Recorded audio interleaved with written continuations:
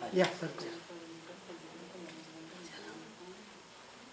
આપણે ફરી નમસ્કાર મહામંત્રને સમૂહમાં મન વચન કાયાના યોગને એકાગ્ર કરીને જાણે કે આપણે સાક્ષાત સંવત્સરણમાં બેઠા છીએ અને સામે અર્યંત પરમાત્મા આપણી સામે પ્રગટ રૂપે બિરાજી રહ્યા છે. એવા ભાવથી આપણે નમસ્કાર મહામંત્રનું આરાધન કરીએ.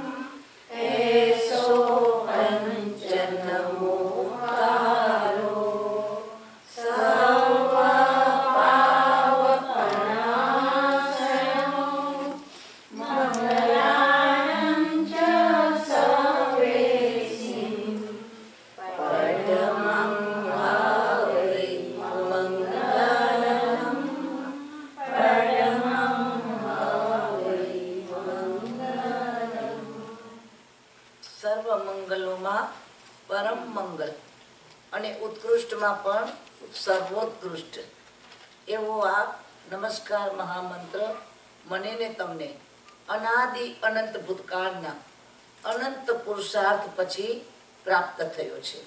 વ્યવહારમાં આપણને લાગે કે વગર પુરુષાર્થે વગર મહેનતે જન્મતાની સાથે મને ને તમને નમસ્કાર મહામંત્રનું સ્મરણ કરવાની એક ભૂમિકા તૈયાર થઈ ગઈ.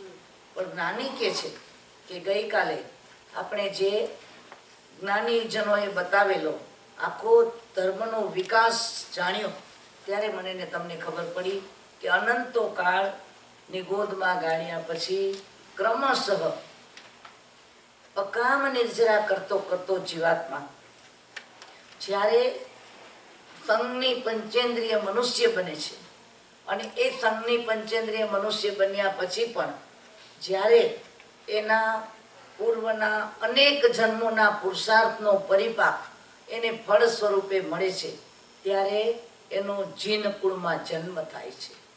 વિચાર કરજો કે હું ને તમે આજે જૈન કુળમાં જન્મ્યા અને આ લોકના બીજા અનેક દર્શનો, સંપ્રદાયો, માન્યતાઓ, મતો એ ચાલી રહ્યા છે અને ત્યાં પણ ધર્મ અને કર્મની વાત તો થાય જ છે.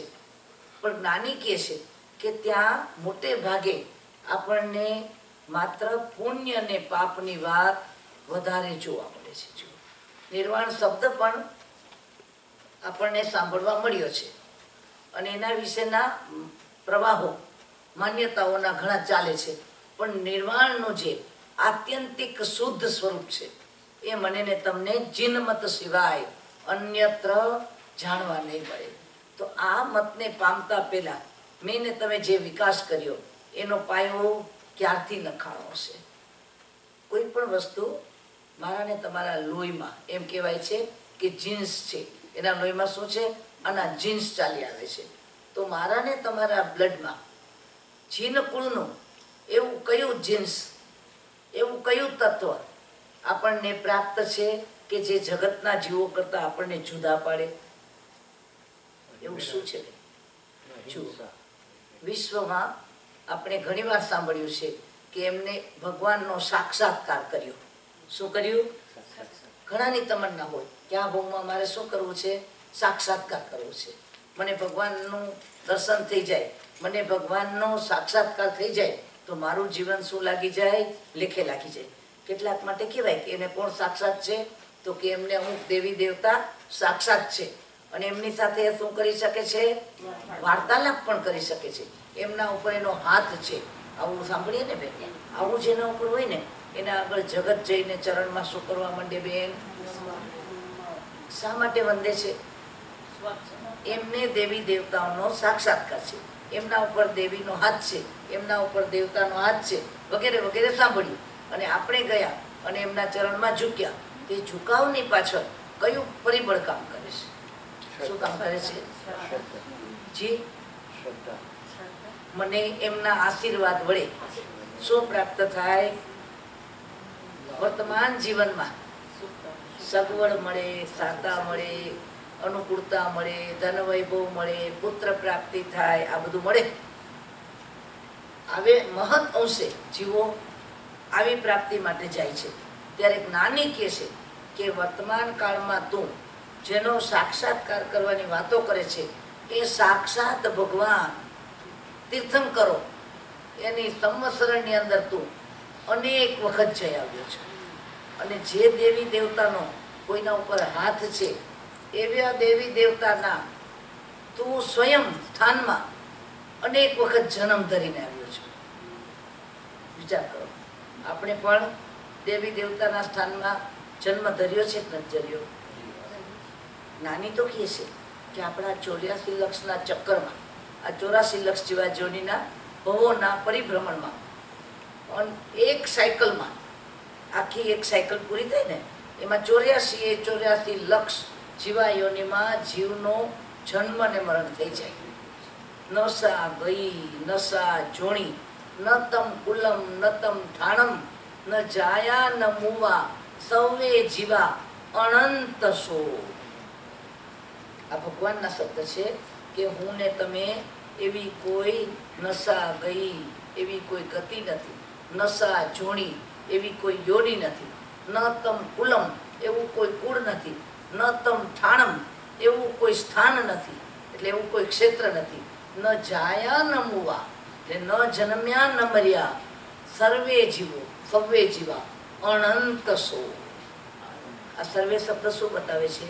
એમાં આપણે પણ આવી ગયા ને. જો કેવલીનું વચન છે, સર્વજ્ઞની વાણી છે અને પ્રત્યક્ષ દ્રષ્ટા એવા વિતરાગ પરમાત્માએ કહ્યું છે.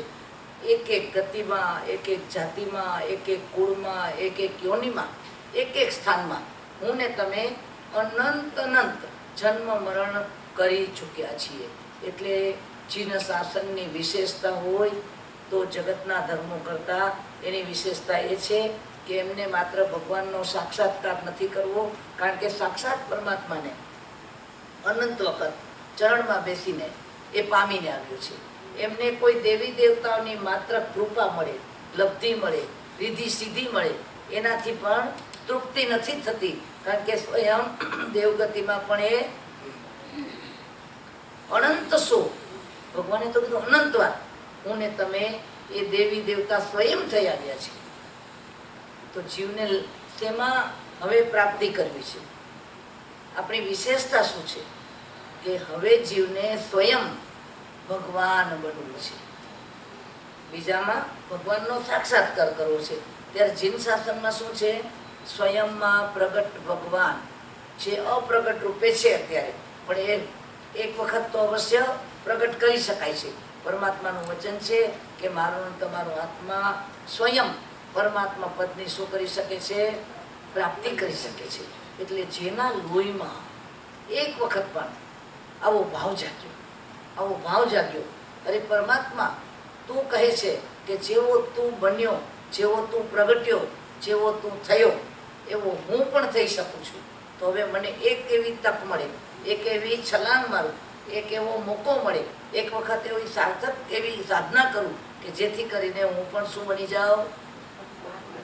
જગત આખું ભગવાનને મેળવવા મથે અને જૈન ભગવાન બનવા મથે છે. આ એની વિશેષતા.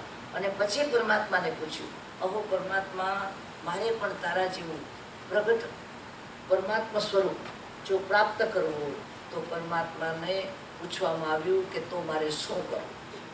ત્યારે પરમાત્માએ એમના જીવનની આખી કિતાબ ખોલીને મૂકી દીધી છે. મારે ને તમારે પણ આ ભૂમિની અંદર સૌથી પહેલાં આપણા હૃદયની અંદર જે સમ્યક્તોનો દીવડો ઝળહળતો કરવો છે. એના માટે જાણવું છે કે પરમાત્મા ભગવાનને પૂછ્યું હતું કે ભગવાન મારે શું કરવું છે?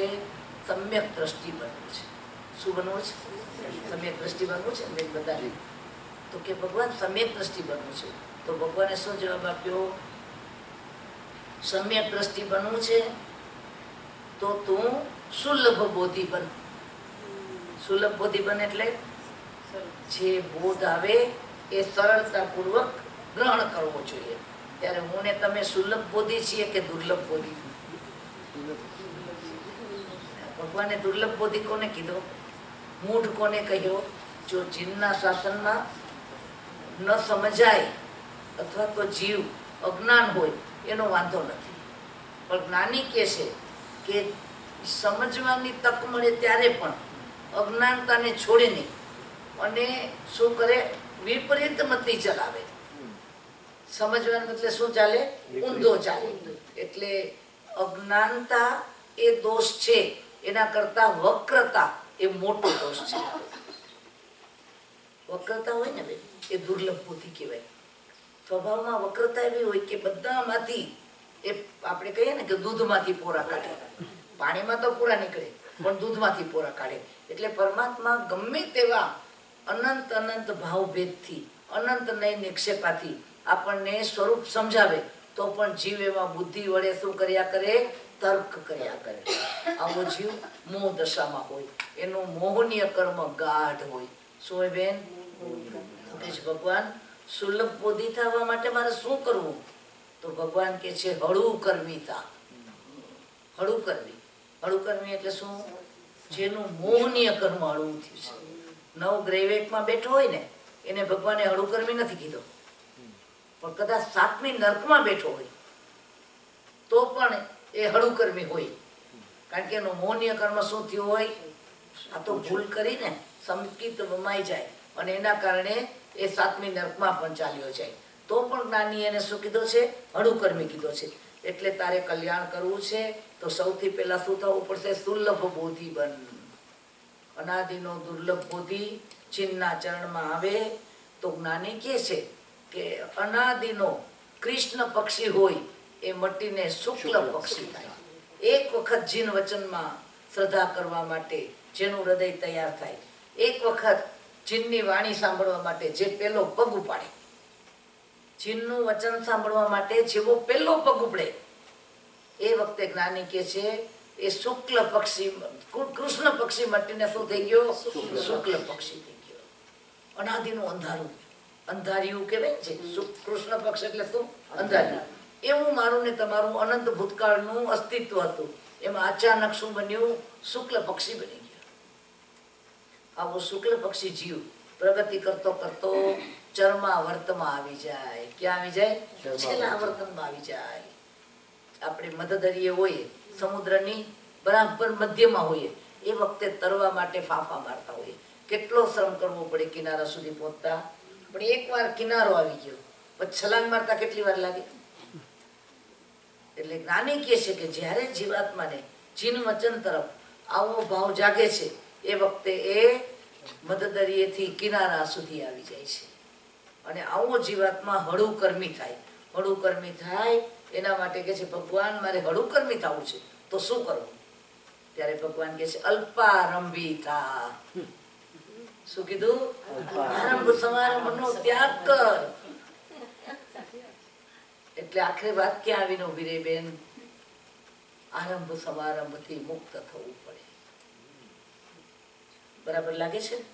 જો જ્ઞાની કે છે બેન, આજે જેટલા જ્ઞાનીજનો છે ને બેન, એને પણ આ જ ઝંખના કરી છે. આપણે સમજીએ ન સમજીએ આપણી મતિની મંદતાનું કારણ છે, પણ ક્યારે થઈશું બાહ્યાંતર નિર્ગ્રંથ જો એ અવસરને અપૂર્વ અવસર કીધો. ક્યારે દેવલોકમાં જાઓ, ક્યારે ઇન્દ્ર બનવું, ક્યારે ચક્રવર્તી બનવું, ક્યારે વાસુદેવ બનવું, ક્યારે જ્ઞાની કે છે ઘણા કે ને કે પુત્ર હોય, સંતાન હોય, પરિવાર હોય, ધન વૈભવ હોય, પ્રતિષ્ઠા હોય, માન હોય, સન્માન હોય, આ બધું તો જીવને અનંતવાર મળ્યું, પણ શું નથી મળ્યું? જ્ઞાની કે છે જીવને આવું સુલભ બોધિપણું પ્રાપ્ત થયું નથી. તો મને ને તમને નવકાર મંત્ર બોલવાનો અધિકાર મળ્યો એ પહેલા આપણે આટલા પગથિયા પાર કર્યા છે. કેટલા બેન? કૃષ્ણ પક્ષી બન્યા અનંતકાળ સુધી, એમાંથી શુક્લ પક્ષમાં આવ્યા, શુક્લ પક્ષમાંથી આવ્યા પછી ક્રમે ક્રમે આપણે ચરમાવર્ત સુધી પણ, એટલે છેલ્લા આવર્તન સુધી પણ આવી શકીએ. હવે એક છલાંગ મારવાની છે. તો ગૌતમ ગૌતમ ગણધર પરમાત્માને પૂછે છે, અહો ભગવાન, મારે અલ્પારંભી થવું છે, શું કરવું? ત્યારે કહે છે, શ્રાવક અલ્પારંભી કહેવાય. શું કહેવાય? શ્રાવક અલ્પારંભી કહેવાય અને સાધુ અનારંભી કહેવાય. સંપૂર્ણપણે આરંભ સમારંભનો ત્યાગ ન કરી શકીએ ત્યાં સુધી આપણે અલ્પારંભી તો અવશ્ય થઈ શકીએ. હવે એના માટે થઈને આપણે આદર્શ તરીકે શું રાખશું? આચારાંગજી આગમ છે.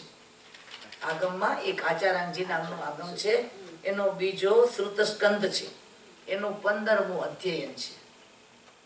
એ 15મા અધ્યયનમાં ભગવાન મહાવીર સ્વામી સ્વયં દીક્ષાને માટે નીકળે છે. એનો આખો ચિતાર આપ્યો છે. આપણે વિડીયો જોયું હોય ને બેન, આખું ભગવાનનું દીક્ષાનું પૂર્ણ વર્ણન જેમાં છે એવું આચારાંગજી ખોલીએ, એના બીજા શ્રુતસ્કંદમાં જઈએ, એનું 15મું અધ્યયન ખોલીએ અને આપણને તરત જ શું જોવા મળશે? પરમાત્મા મહાવીર સ્વામી કેવી રીતે સંયમના માર્ગે ચાલ્યા.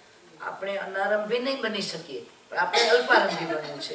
પણ પરમાત્મા કેવી રીતે અનારંભી બની અને કઈ રીતે સાધનાના માર્ગે આગળ વધ્યા, એની સાથે આપણે રોલ મોડેલ તરીકે એને રાખવાના. પણ આપણી મર્યાદા પ્રમાણે, આપણી યથાશક્તિ પ્રમાણે. જ્ઞાની કે છે, જો ચારિત્ર ધર્મ એટલે આચરણ, એમાં યથાશક્તિ હોય. શેમાં હોય? એમાં યથાશક્તિ હોય. પણ જે શ્રદ્ધા ધર્મ છે, ચારિત્ર જ્ઞાન દર્શન એક બાજુ છે, ચારિત્ર તપ બીજી બાજુ છે. તો ચારિત્ર તપમાં જ્ઞાની કે છે યથાશક્તિ, પણ જ્ઞાન દર્શનમાં તો જેવી શ્રદ્ધા સાક્ષાત સિમંદર સ્વામીની અત્યારે હોય એવી જ શ્રદ્ધા મારીને તમારી અહીંયા હોઈ શકે. શ્રદ્ધામાં કેમ કમી આવે બેન? સંસારની અસારતા, સંસારની અનિત્યતા, આરંભ સમારંભના અનંત દુષ્પરિણામો, એના પરિણામે અનંત સંસારની વૃદ્ધિ. આ માન્યતા જેટલી સ્પષ્ટ સિમંદર સ્વામીને હોય એટલી સ્પષ્ટ આપણે હોઈ શકે કે ના હોઈ શકે? જો માન્યતાની વાત કરું છું, આચરણની વાત નથી. એટલે જ્ઞાની કે છે આચરણ ભલે યથાશક્તિ, પણ માન્યતામાં કેટલું? સંપૂર્ણપણે. એક બુંદીનો લાડુ છે બેન, કોઈ આખો લાડુ ખાય છે તો એમાં જે લાડુનો સ્વાદ છે ને કોઈને એમાંનો એક બુંદીનો ટુકડો આપવામાં આવે છે, એ ટુકડાના સ્વાદમાં કઈ ફરક હોય? એક જ બુંદી છે, એમાં પણ જે સ્વાદ છે, જે મીઠાશ છે, એ જ મીઠાશ આખા લાડવામાં છે. એમાં સંખ્યાની વૃદ્ધિ છે, દ્રવ્યની વૃદ્ધિ છે, પણ ભાવની વૃદ્ધિ તો બેયમાં તાત્વિક રૂપે બેયની મીઠાશ સરખી છે. એમ પરમાત્માનું ચારિત્ર, મુનિ ભગવંતોનું ચારિત્ર એ આખા લાડવા જેવું છે. પણ મારું ને તમારું ચારિત્ર એક બુંદી જેટલું ભલે હોય, પણ એમાં સમ્યક્તની મીઠાશ બંનેમાં કેટલી હોય? એક સરખી હોય. આપણે કરી શકીએ ને એટલું તો આપણે કરવું છે. અને પરમાત્મા આપણને બતાવે છે કે જ્યારે પરમાત્મા આ સંસાર છોડીને બહાર નીકળ્યા એ સમય કેવો હશે. યુવાન છે. પરમાત્માનું વર્ણન તો આપણે ઘણા બધા સ્તવનોમાં ગાય છે કે जिसकी प्रतिमा इतनी सुंदर होगी वो कितना सुंदर होगा. આપણે પ્રતિમામાં પણ મુગ્ધ થઈ જાય છે. એની સૌમ્યતા, એની કરુણા, એના ચહેરાની પ્રસન્નતા, એમનું સૌષ્ઠવ, એમનું વજ્ર ઋષભ નારાચ સંગયન, સમચતુરસ્ત્ર સંઠાણ, એમની આભા, એમનું ઓજસ, એમનું તેજસ, આ બધું જોઈને આપણે મુગ્ધ થઈ જાય છે. એવા પરમાત્મા જ્યારે 32 વર્ષનો રાજકુમાર રાજમહેલ છોડીને એકલો અટુલો વનની વાટે જવા નીકળ્યો હશે, આકાશમાંથી દેવતાઓના ટોળાને ટોળા ઉતર્યા છે. દેવતાઓ આવીને પરમાત્માના દીક્ષાનો આખો શું સંભાળે છે? વ્યવહાર સંભાળે છે. પરમાત્માએ એના માટે કાંઈ આયોજન કરવું પડ્યું હશે? જો એના બંધુ નંદીવર્ધનજીએ એના માટે મહેનત કરવી પડી હશે. પરમાત્માનું પુણ્ય જુઓ. એના દીક્ષાનો સમય આવે તો આકાશમાંથી દેવતા ઉતરી આવે અને તમામ વ્યવસ્થા, બધું દીક્ષાનું કાર્ય ઇન્દ્રો સંભાળવા માંડે. પરમાત્મા નીકળ્યા છે, એકલા અટુલા ચાલ્યા જાય છે, પણ દેવતાઓના ઝુંડ જય જય નાદ કરતા એમની સાથે ચાલ્યા જાય છે. અને પરમાત્મા આવીને એક સ્થાનમાં ઊભા રહી જાય છે. આ સ્થાનમાં આવ્યા પછી પરમાત્માએ પહેલું કામ શું કર્યું? બંને હાથ જોડ્યા. કોને માટે? કોના તરફ જોડ્યા? અનંત સિદ્ધો માટે જોડ્યા. અનંત સિદ્ધો એમના માટે પ્રાપ્તવ્ય કહો, વંદનીય કહો, એમના માટે આદર્શ કહો તો શું છે? સિદ્ધ પરમાત્મા. સિદ્ધાણમ નમો કિચ્ચા. સિદ્ધ પરમાત્માને નમસ્કાર કરીને તત્કાલ પરમાત્માના મુખમાંથી જે શબ્દ સરે છે એ શબ્દ શું છે? સવમ અકરણી જંગ જોગમ પચ્ચખામી. મારા સર્વ અકરણીય એવા યોગનો હું શું કરું છું?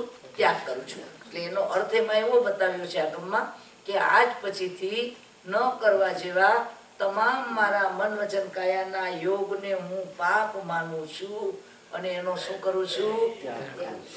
હવે આ ભગવાન બોલે અને એને ત્યાગ કર્યો, પણ આપણે આટલું બોલી શકીએ કે નહીં કે સર્વ પ્રકારના અકરણીય યોગો એ પાપ છે?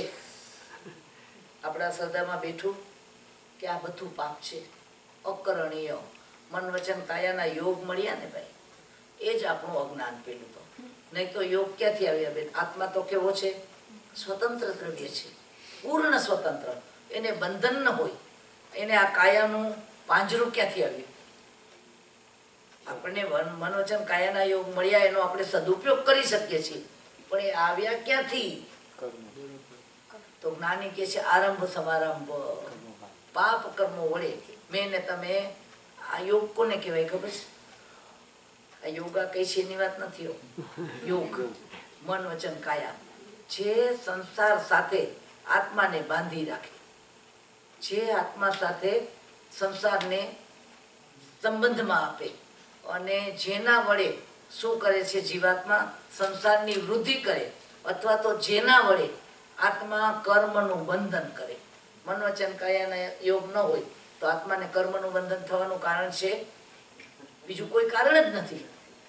તો જ્ઞાની કહે છે આવો મન વચન કાયાનો યોગ મળી તો ગયો, પણ હવે એનાથી શું થવું છે? ધીમે ધીમે વિરમવું છે, છૂટવું છે, પૂર્ણ રીતે છૂટવું છે. પણ વ્યવહાર ભૂમિકાએ કાયા તો જ્યાં સુધી આયુષ્ય કર્મ પૂરું ન થાય ત્યાં સુધી રહેવાની, અને વચન યોગ પણ એના પણ આપણે શું બાંધેલા છે?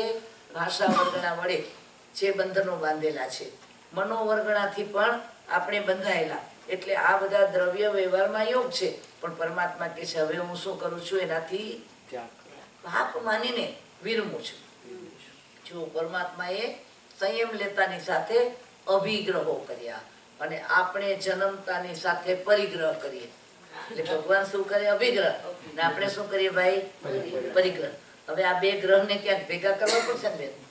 તો આપણે હવે ભગવાને કરેલા અભિગ્રહ એના વિશે થોડોક પણ જો વિચાર કરશું તો આપણને એમાંથી અનારંભી થતા પહેલા આપણે અલ્પારંભી કેમ થવું એનું માર્ગદર્શન મળશે. બરાબર ને? જે સંપૂર્ણ અનારંભી બન્યા એમાં આપણે એટલો ત્યાગ ન કરી શકીએ, પણ આપણે શ્રાવકની ભૂમિકાએ અલ્પારંભી થવું છે. તો પરમાત્માએ સૌથી પહેલા પોતાના શરીરને ઓસરાવ્યું. શું કર્યું બેન? સૌથી પહેલું પોતાનું શરીર ઓસરાવ્યું. અને એના માટે જ્ઞાનીય શબ્દ વાપર્યા છે વ્યત્સૃષ્ટકાય, વોસઠ્ઠકાય. વોસઠ્ઠકાય એટલે હું આજ પછીથી આ શરીરના લક્ષ્ય એક પણ કાર્ય નહીં કરું. આ શરીરની જેટલી પણ સેવા આપણે કરીએ છીએ, આ શરીરના લક્ષ્ય જેટલા કાર્યો કરશે એવા એક પણ ભાવથી હું મારી કાયાને કોઈ પણ રીતે સેવા શુશ્રૂષાના ભાવે કશું નહીં કરું. અને બીજો શબ્દ વાપર્યો છે ત્યક્ત દેહ. ત્યક્ત દેહ, દેહનો ત્યાગ કર્યો. દ્રવ્ય શરીર છે પણ એણે દેહ તરફની આસક્તિનો ત્યાગ કર્યો. શું કર્યું? આ બે શબ્દ આગમમાં વાપર્યા છે કે વ્યત્સૃષ્ટ કાય, ઓસઠ્ઠ કાય એટલે કાયાની શુશ્રૂષાનો ત્યાગ કર્યો, અને ત્યક્ત દેહ અને દેહની આસક્તિનો ભાવથી શરીરથી છૂટા જ પડી ગયા છે. વ્યવહારથી આ ચાર અઘાતી કર્મ છે. શરીર એટલે આયુષ્ય, નામ, ગોત્ર અને વેદ નિયમ. આ ચાર આયુષ્ય પૂરા થાય ત્યારે જ છે. એટલે પરમાત્મા આયુષ્ય નિકાચિત લઈને આવ્યા છે. એમને કાંઈ આયુષ્ય અધવચ્ચે તોડવું નથી. એટલે એને કાયા હોવા છતાં આપણે કઈ દેહ છતાં જેની દશા વર્તે દેહાતીત. એ શું? દેહ છે પણ એ દેહથી અતીત થઈ ગયા છે. આવા પરમાત્માએ પોતાના દેહનો ત્યાગ કર્યો, એટલે દેહ છે પણ અંદરના મમત્વનો ત્યાગ કર્યો, કાયા છે પણ કાયાની શુશ્રૂષાનો ત્યાગ કર્યો. અને આપણે વિચાર કરીએ, એની જગ્યાએ આપણે જન્મ્યા ત્યારથી આજ સુધી આપણને 24 કલાક પહેલા જેનો પણ વિકલ્પ આવે છે એ સૌથી પહેલો કોનો આવે છે? આપણા શરીર. જો આપણે આના પહેલા ઘણી વખત એક સ્વાધ્યાયમાં કહી ગયા છે કે આપણે બધાએ તો ગોખી રાખ્યું છે ને, પહેલું સુખ તે એટલે આપણી આખી ભાવનાનો તાર, આપણી આખી માન્યતાનો આધાર અને આપણી આખી મનોજગતની તમામે તમામ વિચારણાનો અર્થ એક જ છે કે મારું શરીર.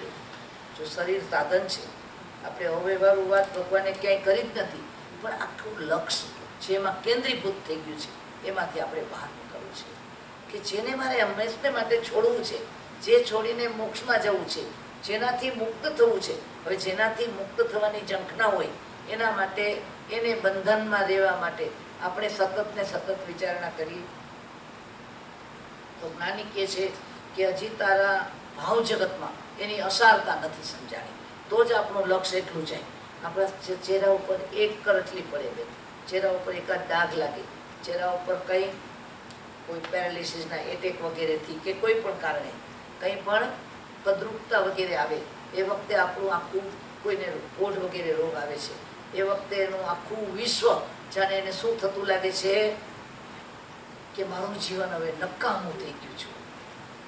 દેહ તરફની આપણી આસક્તિ કેવી છે કે આપણને દેહને કંઈક થાય એ વખતે આપણે સૌથી વધુ ભાંગી પડીએ છીએ. ત્યારે પરમાત્માએ તો આ દેહને પહેલા જ પડે શું કરી દીધું?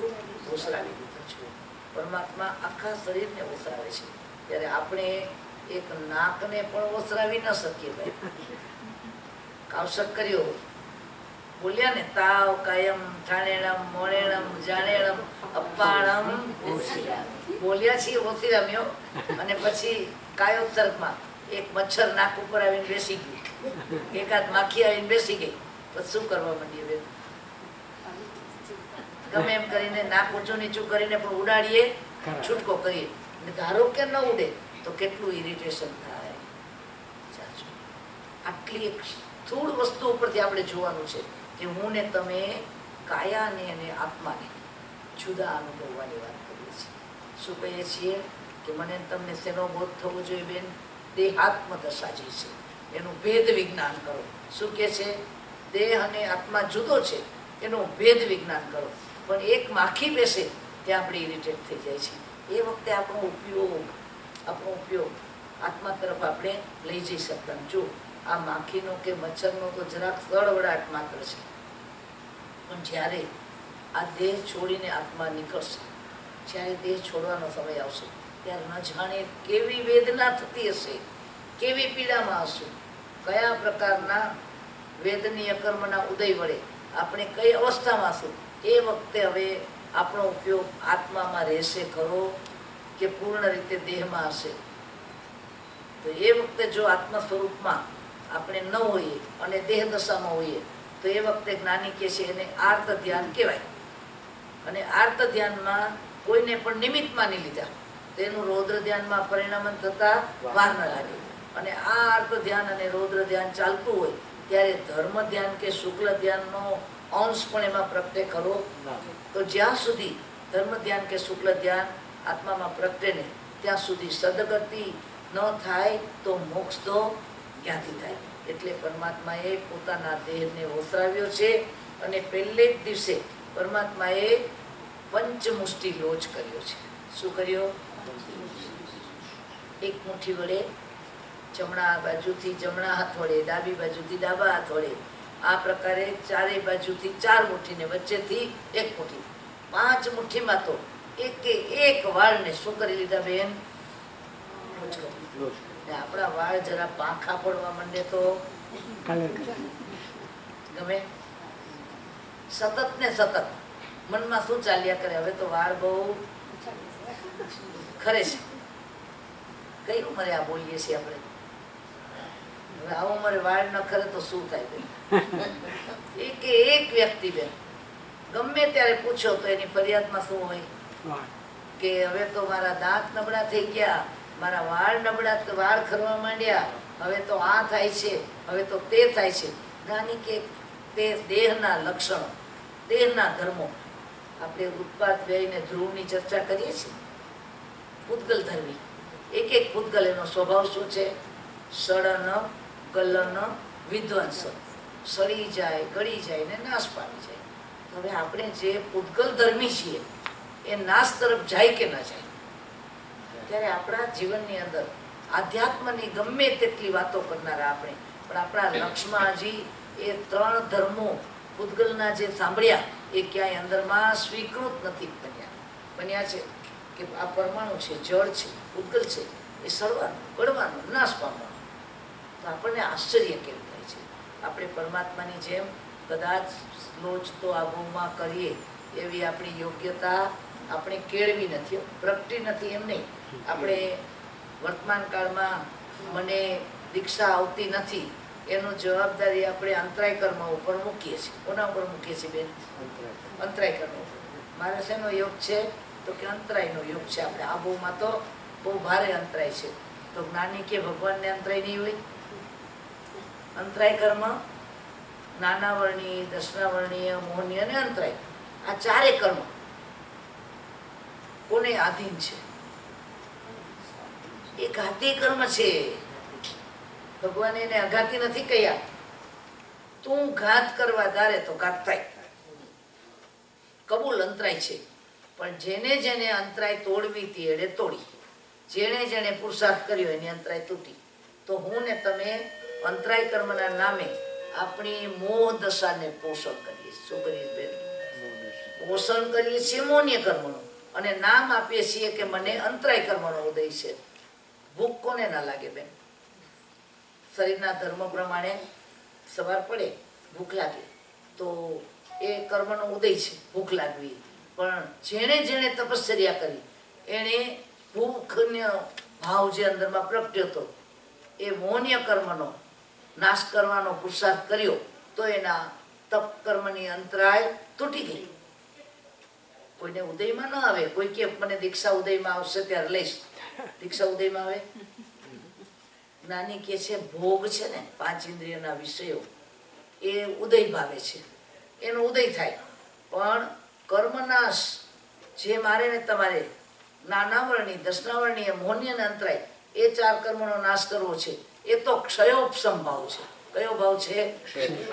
ઉદય ભાવે ન હોય એ ક્ષયોપસમ ભાવે છે.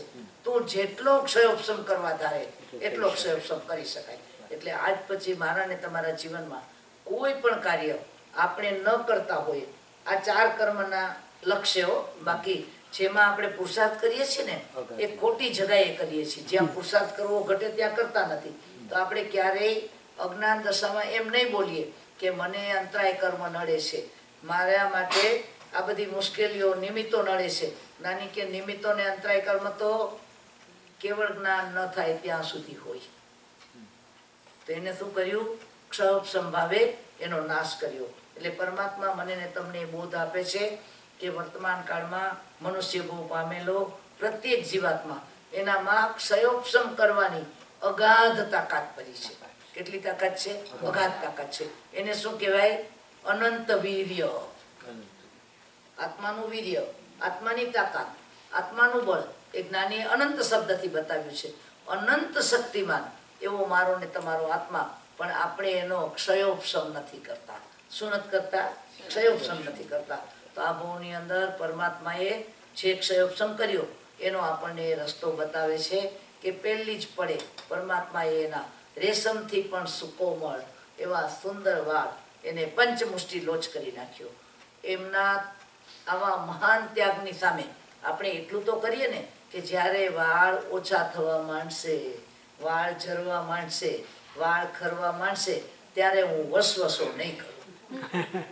આટલું કરી શકીએ કે ના કરી શકીએ? હવે જ્યારે સંયમ લેવાની વાતો કરીએ છીએ, કોઈ ભાવમાં દીક્ષા લેવાની વાતો કરીએ છીએ, સિમંદર સ્વામી પાસે જઈને દીક્ષિત થવાના સપના જોઈએ છીએ, અને અહીંયા 5 વાળ ખરી જાય તો પણ સ્વીકાર નથી. તો એ જીવાત્મા જેને આટલો પોતાનો મોહ હોય એ ભવિષ્યમાં મહાવિદ્ય ક્ષેત્રમાં જાય તો પણ સંયમ લઈ શકે ખરો? પછી એની પાછળ કેટલા આરંભ સમારંભ થાય. આ મોહદશાને પોષવામાં મારે ને તમારે કેટલા આરંભ સમારંભ કરવા પડે છે. આજે આપણે જે વસ્તુના પ્રયોગ કરીએ છીએ, હમણાં એવું બન્યું હતું કે ભારતમાં પર્યુષણ દરમિયાન કતલખાના બંધ કરાવવા માટે આંદોલન શરૂ કર્યું હતું. જૈનેતર લોકો, એમાં ખાસ કરીને માંસાહારી લોકો, એ બધાને તો એ પસંદ ન જ આવે એટલે એણે સામનો કર્યો, વિરોધ કર્યો. પણ ઘણીવાર વિરોધમાંથી પણ આપણને શીખવા મળે છે. શું મળે છે ભાઈ? શીખવા મળે છે. એમની દલીલ શું હતી ખબર છે? કે તમે અમારા કતલખાનાનો વિરોધ કરો છો, પણ માંસાહાર કરવામાં તમારા બાળકો, તમારા યુવાનો અમારી જોડે જ એક હોટલમાં બેસીને એક ટેબલ ઉપર ખાતા હોય છે. પહેલાં તમે તમારા બાળકોને માંસાહાર કરતો બંધ કરાવ્યો? આપણને પૂછતું. બીજો પ્રશ્ન કર્યો હતો કે અમે તો ખાવા માટે કતલખાનાનો ઉપયોગ કરીએ છીએ, તમે તો વોલેટ માટે, શૂઝ માટે, બેલ્ટ માટે, પરફ્યુમ માટે, તમારા મોજ શોખના સાધન માટે કતલખાનાની પ્રોડક્ટનો યુઝ કરો છો. આ ખોટા હતા એ લોકો. આપણે એને અનુમોદના નથી કરતા. એ કરે છે સાચું છે એમ પણ નથી. કતલખાના તો કોઈ સંજોગોમાં અનુમોદનીય ન હોય, પણ હું ને તમે જૈન તરીકે જગતની સામે ઊભા ન રહી શકાય. કારણ કે આપણે બધા શું કરીએ છીએ? આ શરીરના શૃંગારને પરમાત્માએ છોડ્યો અને પરમાત્માએ પોતાના સંપૂર્ણ રાજવી પુરુષ છે, વૈભવની વચ્ચે જીવ્યા છે. એણે ક્યારેય પણ શરીરની અસુવિધા જોઈ નથી. પણ જે પણ એ નીકળ્યા એ પણ એમનો વ્યવહાર, એમનું વર્તન અને એમના અભિગ્રહો શું હતા? તો જ્ઞાની મને તમને કહે છે કે મારે ને તમારે કોઈ જન્મમાં ક્યારેય પણ લોચ કરવો હશે. પરમાત્માનો પંચમુષ્ટિ લોચ.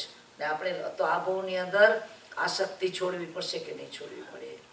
એના નિમિત્તે થતા પાપો, એના નિમિત્તે વપરાતા હિંસક સાધનો. આજે આપણી આંખમાં એક શેમ્પુ જાય અને આપણી આંખને કદાચ નુકસાન થઈ જાય તો એ કંપની ઉપર આપણે શું કરી શકીએ? કરી શકીએ ને કે તમારું શેમ્પુ વાપરતા મારી આંખને આટલું નુકસાન થયું. એટલે એવું નુકસાન એ કંપની ન આવે એટલા માટે કંપની હંમેશા રિસર્ચ કરે છે. એ રિસર્ચ કરે છે ને ત્યારે એનિમલ, વાંદરો વગેરે કોઈ પ્રાણી લે અને એની આંખમાં એટલી હદ સુધી એ શેમ્પૂને નાખવામાં આવે કે જ્યારે એ આંધળું થઈ જાય.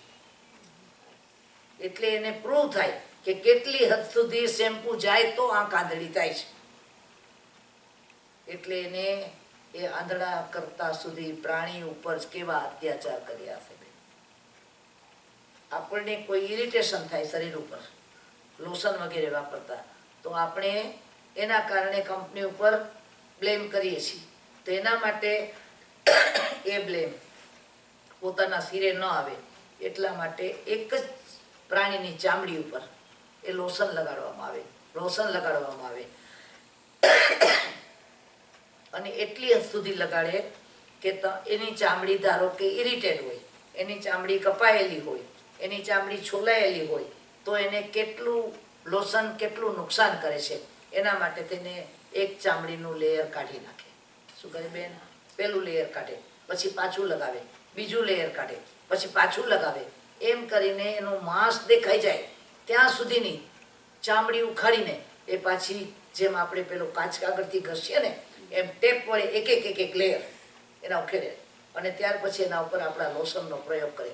આખરે જ્યારે એને ઇરિટેશન થાય ત્યારે એને ખબર પડે કે આટલી હદ સુધી જાય ને પછી ઇરિટેશન થાય, ત્યાં સુધી યુ ડોન્ટ વરી.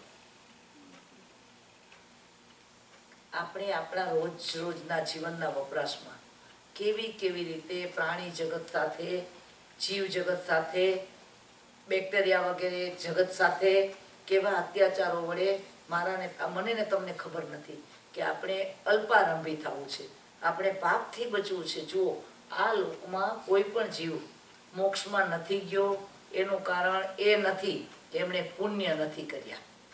સમજો, હું ને તમે આજ સુધી મોક્ષમાં નથી ગયા એનું કારણ એ નથી કે આપણે પુણ્ય નથી કર્યા, પણ એનું કારણ એ છે કે આપણે પાપ નથી છોડ્યા. પુણ્ય કરે ને તો જીવને સુખ સગવડ સાતા મળે, તે તો અનંતવાર મળ્યું, એટલે પુણ્ય તો અનંતવાર કર્યું છે, પણ રઝળપાટ ટળ્યો નહીં, કારણ કે પાપ નથી છોડ્યા. આ ભવની અંદર પરમાત્માએ મોક્ષનો માર્ગ લીધો ત્યારે એને શું કર્યું? શું કર્યું? પાપ છોડ્યા છે, પુણ્ય કર્યું નથી. આપણે ક્યાં પહોંચ્યા હતા કાલે? આસ્થા, અનુકંપા અને નિર્વેદ. મિડલમાં નિર્વેદ છે, પરમાત્માનો નિર્વેદ. આ સંસારની અસારતાનું ભાન, આ સંસારમાં રહેતા એના આત્માનો તરફડાટ એ ક્યારે જાગ્યો છે? નૈસારના ભવથી શરૂ થયો. પરમાત્મા મહાવીર સ્વામીના ભવમાં તો કેટલા આગળ વધીને આવ્યા છે, પણ એનો તરફડાટ ક્યારે શરૂ થયો? નૈસારના ભવથી, કે જ્યારે પહેલું સમ્યક દર્શન પ્રાપ્ત થયું. પછી પરંપરા ચાલી, પામ્યોને છોડ્યું, પામ્યોને છોડ્યું, પામ્યોને છોડ્યું, પણ આખરે નંદન રાજાના ભવમાં તીર્થંકર નામકર્મ નિકાચિત કર્યું. ક્ષાયક સંકિત પ્રગટ થાય ત્યાર પછી ચઢાવ ઉતાર ન આવે સમજણમાં. તો વૈજ્ઞાનિક મને તમને કહે છે કે મારે ને તમારે આ ભવમાં આ શ્રદ્ધાનો પાયો મજબૂત કરવો હોય તો પરમાત્માના અભિગ્રહની સાથે વર્તમાન આપણા મનોભાવને સરખાવવાના, અને યથાશક્તિ જે પરમાત્માએ કર્યું એ કરવાની શક્યતામાં યથાશક્તિ, પણ માનવાની શક્યતામાં 100%. તો આ સંસાર ઉપર નિર્વેદ લાવવા માટે મારે તમારે વિચારવાનું છે કે પરમાત્મા જેવો દેહ ત્યાગ ન કરી શકીએ, વ્યુસઠ કાય ન બની શકીએ, ત્યક્ત દેહ ન બની શકીએ, પણ એના હૃદયમાં જે સંસાર તરફ નિર્વેદ જાગ્યો કે આ સંસારમાં રહેવા જેવું નથી, એ નિર્વેદ જગાડવા માટે આપણે આપણા જીવનને અવલોકન કરવું પડશે કે મારું તમારું જીવન કેવા આરંભ સમારંભથી ભરેલું છે. આપણે હંમેશા જીવનને સાચવવું છે, જાળવવું છે, જીવન જીવવું છે, તેની અંદરથી અલ્પારંભી બનાય કે ના બનાય? તો આવા મહા આરંભ, મહા સમારંભ વડે, મહા હિંસા ને મહા અત્યાચાર વડે વપરાતી તમામ વસ્તુઓની આસક્તિ તો છોડી શકાય કે ના છોડી શકાય? તો કેટલા આશરો બંધ થઈ જાય? એક પદાર્થ માત્ર આપણે જે વાપરવું છે એનો આપણે આગાર રાખ્યો કે મારે આ તેલ વાપરો છો તો તેલનો આગાર રાખ્યો. આપણે એનું અવલોકન કર્યું કે સેના એનિમલ ઉપર અત્યાચાર કર્યા વિના ઘણી બધી વસ્તુઓ અવેલેબલ છે, પણ માત્ર આપણે પ્રમાદને કારણે એનું શું નથી કરતા? સર્ચ નથી કરતા. આટલા પાપ છોડવામાં એક માત્ર 5 મિનિટનો સમય આપવાથી આપણને સાધન પણ મળી રહે અને આપણે એનો ઉપયોગ પણ કરી શકીએ, પણ આટલા બધા પાપ અટકી જાય. તો આપણે અલ્પારંભી બનવા માટે આટલું કરવું ઘટે કે ના કરવું ઘટે? તો જ્ઞાની મને તમને કહે છે કે પરમાત્માએ પોતાની કાયાનો ત્યાગ કર્યો. હું ને તમે કાયાનો ત્યાગ નથી જ કરવાના ને ન જ કરી શકીએ, પણ કાયા માટે બીજાની કાયાના અનંતા નાશ કરવાનો જે આપણો બેધ્યાનપણે થતો, અનુપયોગથી થતો, જે હિંસાનો ભાવ પોષવાની આ જે પ્રમાદ દશા છે, અજ્ઞાન દશા છે, એનો ત્યાગ કરી શકીએ કે ના કરી શકીએ? તો જ્ઞાની મને તમને કહે છે કે પરમાત્માએ પહેલા જ વખતમાં આ પ્રકારે શરીર છોડ્યા પછી એના જે ભાવો બતાવ્યા છે એની અંદરમાં ત્યારે ને ત્યારે પ્રત્યાખ્યાન કર્યા હતા કે આજ પછી હું વચનને મૌન રાખીશ. શું કર્યું બેન? ભગવાને મૌન લીધું ને. કેવી રીતે મૌન લીધું? અનિવાર્યપણે ક્યારેક કોઈ જગ્યાએ રસ્તો પૂછવો પડે, અમુક વખતે એને જરૂર પડે તો એવું કશું પૂછવું પડે, એવા કારણો સિવાય ભગવાને ક્યાંય પણ બોલ્યા નથી. તો વચનનો યોગ મને તમને જે મળ્યો છે ત્યારે આપણે બોલવાનો વિવેક રાખી શકીએ કે ન રાખી શકીએ? પરમાત્માએ ગુપ્તી કરી, પણ શ્રાવક સમિતિ કરે. શું કરે બેન? સમિતિ. ભાષા સમિતિ છે અને વચન ગુપ્તિ છે. વચન ગુપ્તિ એટલે વચનને પૂર્ણપણે ગોપવી દેવું, રોકી દેવું, વચન યોગ જ રૂંધી દેવું, એને ગુપ્તિ કહેવાય. એ ગુપ્તિ સુધી પહોંચતા પહેલા આપણે સમિતિ કરવી પડે. સમિતિ એટલે એનો વિવેક, વચનનો વિવેક, ભાષાનો વિવેક. જો 5 સમિતિ ને 3 ગુપ્તિ, એનો કહેવાય અષ્ટપ્રવચન માતા. આ અષ્ટપ્રવચન માતાના ખોળે જે જીવાત્મા ગયો એ જીવાત્માને આ અષ્ટપ્રવચન માતાનો એક વખત ખોળો મળે ને એને ભવિષ્યમાં 8 માતાથી 9મી માતા ધારણ જ ન કરવી પડે. આવું પરમાત્માનું બોન્ડ છે. તમે સમજ્યા? જો જે જીવ 5 સમિતિને 3 ગુપ્તિ પૂર્વક અલ્પારંભી બનીને સમ્યક દર્શન પૂર્વક આરાધક ભાવે જીવન વિતાવે અને આરાધકપણામાં જ એના આયુષ્યનો બંધ પડે અને આરાધકપણામાં એનું મૃત્યુ થાય, એ જીવાત્મા મનુષ્યમાંથી મરીને સીધો વૈમાનિક દેવમાં જાય. ક્યાં જાય બેન? એક જ ગતિ, 84 લક્ષ જીવા જોનીમાંથી એ જીવાત્મા મનુષ્ય હોય તો મરીને માત્ર વૈમાનિક થાય. અને વૈમાનિકમાં જાય ત્યાં પણ એની અનાસક્તિ એવી હોય, એને ક્યારેય પણ એ સ્વર્ગીય સુખોમાં રાચવાનો મોહ ન થાય. એટલે એને જે સ્વર્ગ મળ્યું ને એ બાય પ્રોડક્ટ છે. મેઇન પ્રોડક્ટ તો એનો લક્ષ પ્રમાણે મોક્ષ જ છે, પણ મોક્ષ ન મળે ત્યાં સુધી વચ્ચેનો વિરામ આવે. હવે પ્રેસિડેન્ટ અમેરિકાના હોય, એ ક્યાંય જતા હોય, એને કદાચ ક્યાંય એક રાત ઉતારો કરવો પડે ફરજિયાત, તો એનો ઉતારો કેવો હોય? બેસ્ટમાં બેસ્ટ હોય ને. એને ત્યાં ઉતરીને એ જગ્યાએ એન્જોય કરવા નથી ગયા, પણ એને તો હોલ્ટ કરવો પડે એમ છે. તો પણ એનો હોલ્ટ કેવો હોય?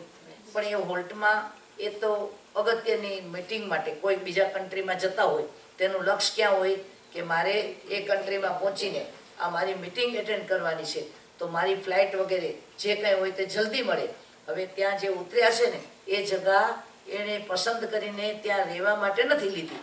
એવી જ રીતે જ્ઞાની કહે છે, સમ્યક દ્રષ્ટિ જીવને મુક્તિ તરફ જવાની જે તાલાવેલી છે, જે લગન છે, જે પુરુષાર્થ છે, એમાં હજુ એનો કાળ અધૂરો છે, કાળ બાકી છે. એટલે અને કર્મો ઘણા વધારે છે, એ કર્મ કાપવાના હજી બાકી છે.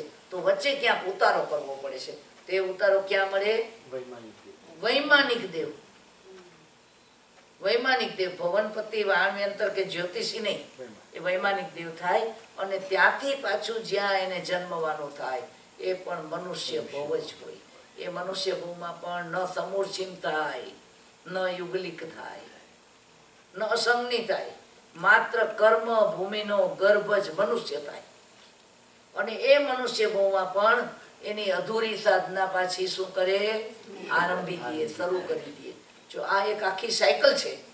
એકવાર તમે તંદુરસ્તીના માર્ગે આગળ વધ્યા તો તંદુરસ્તી પ્રાપ્ત થતા થતા તમને રોગ મટ્યો, ઉપચાર લાગુ પડ્યો, તમે ચરી વગેરે પાડ્યું, તો ધીમે ધીમે આરોગ્ય પાછું આવી જાય. એકવાર રોગના માર્ગે આગળ વધ્યા અને રોગનો ઉપદ્રવ વધ્યો, એમાં પાછા રોગને યોગ્ય જ આપણી જીવન ક્રિયા રહી તો આખરે મૃત્યુ તરફ લઈ જાય.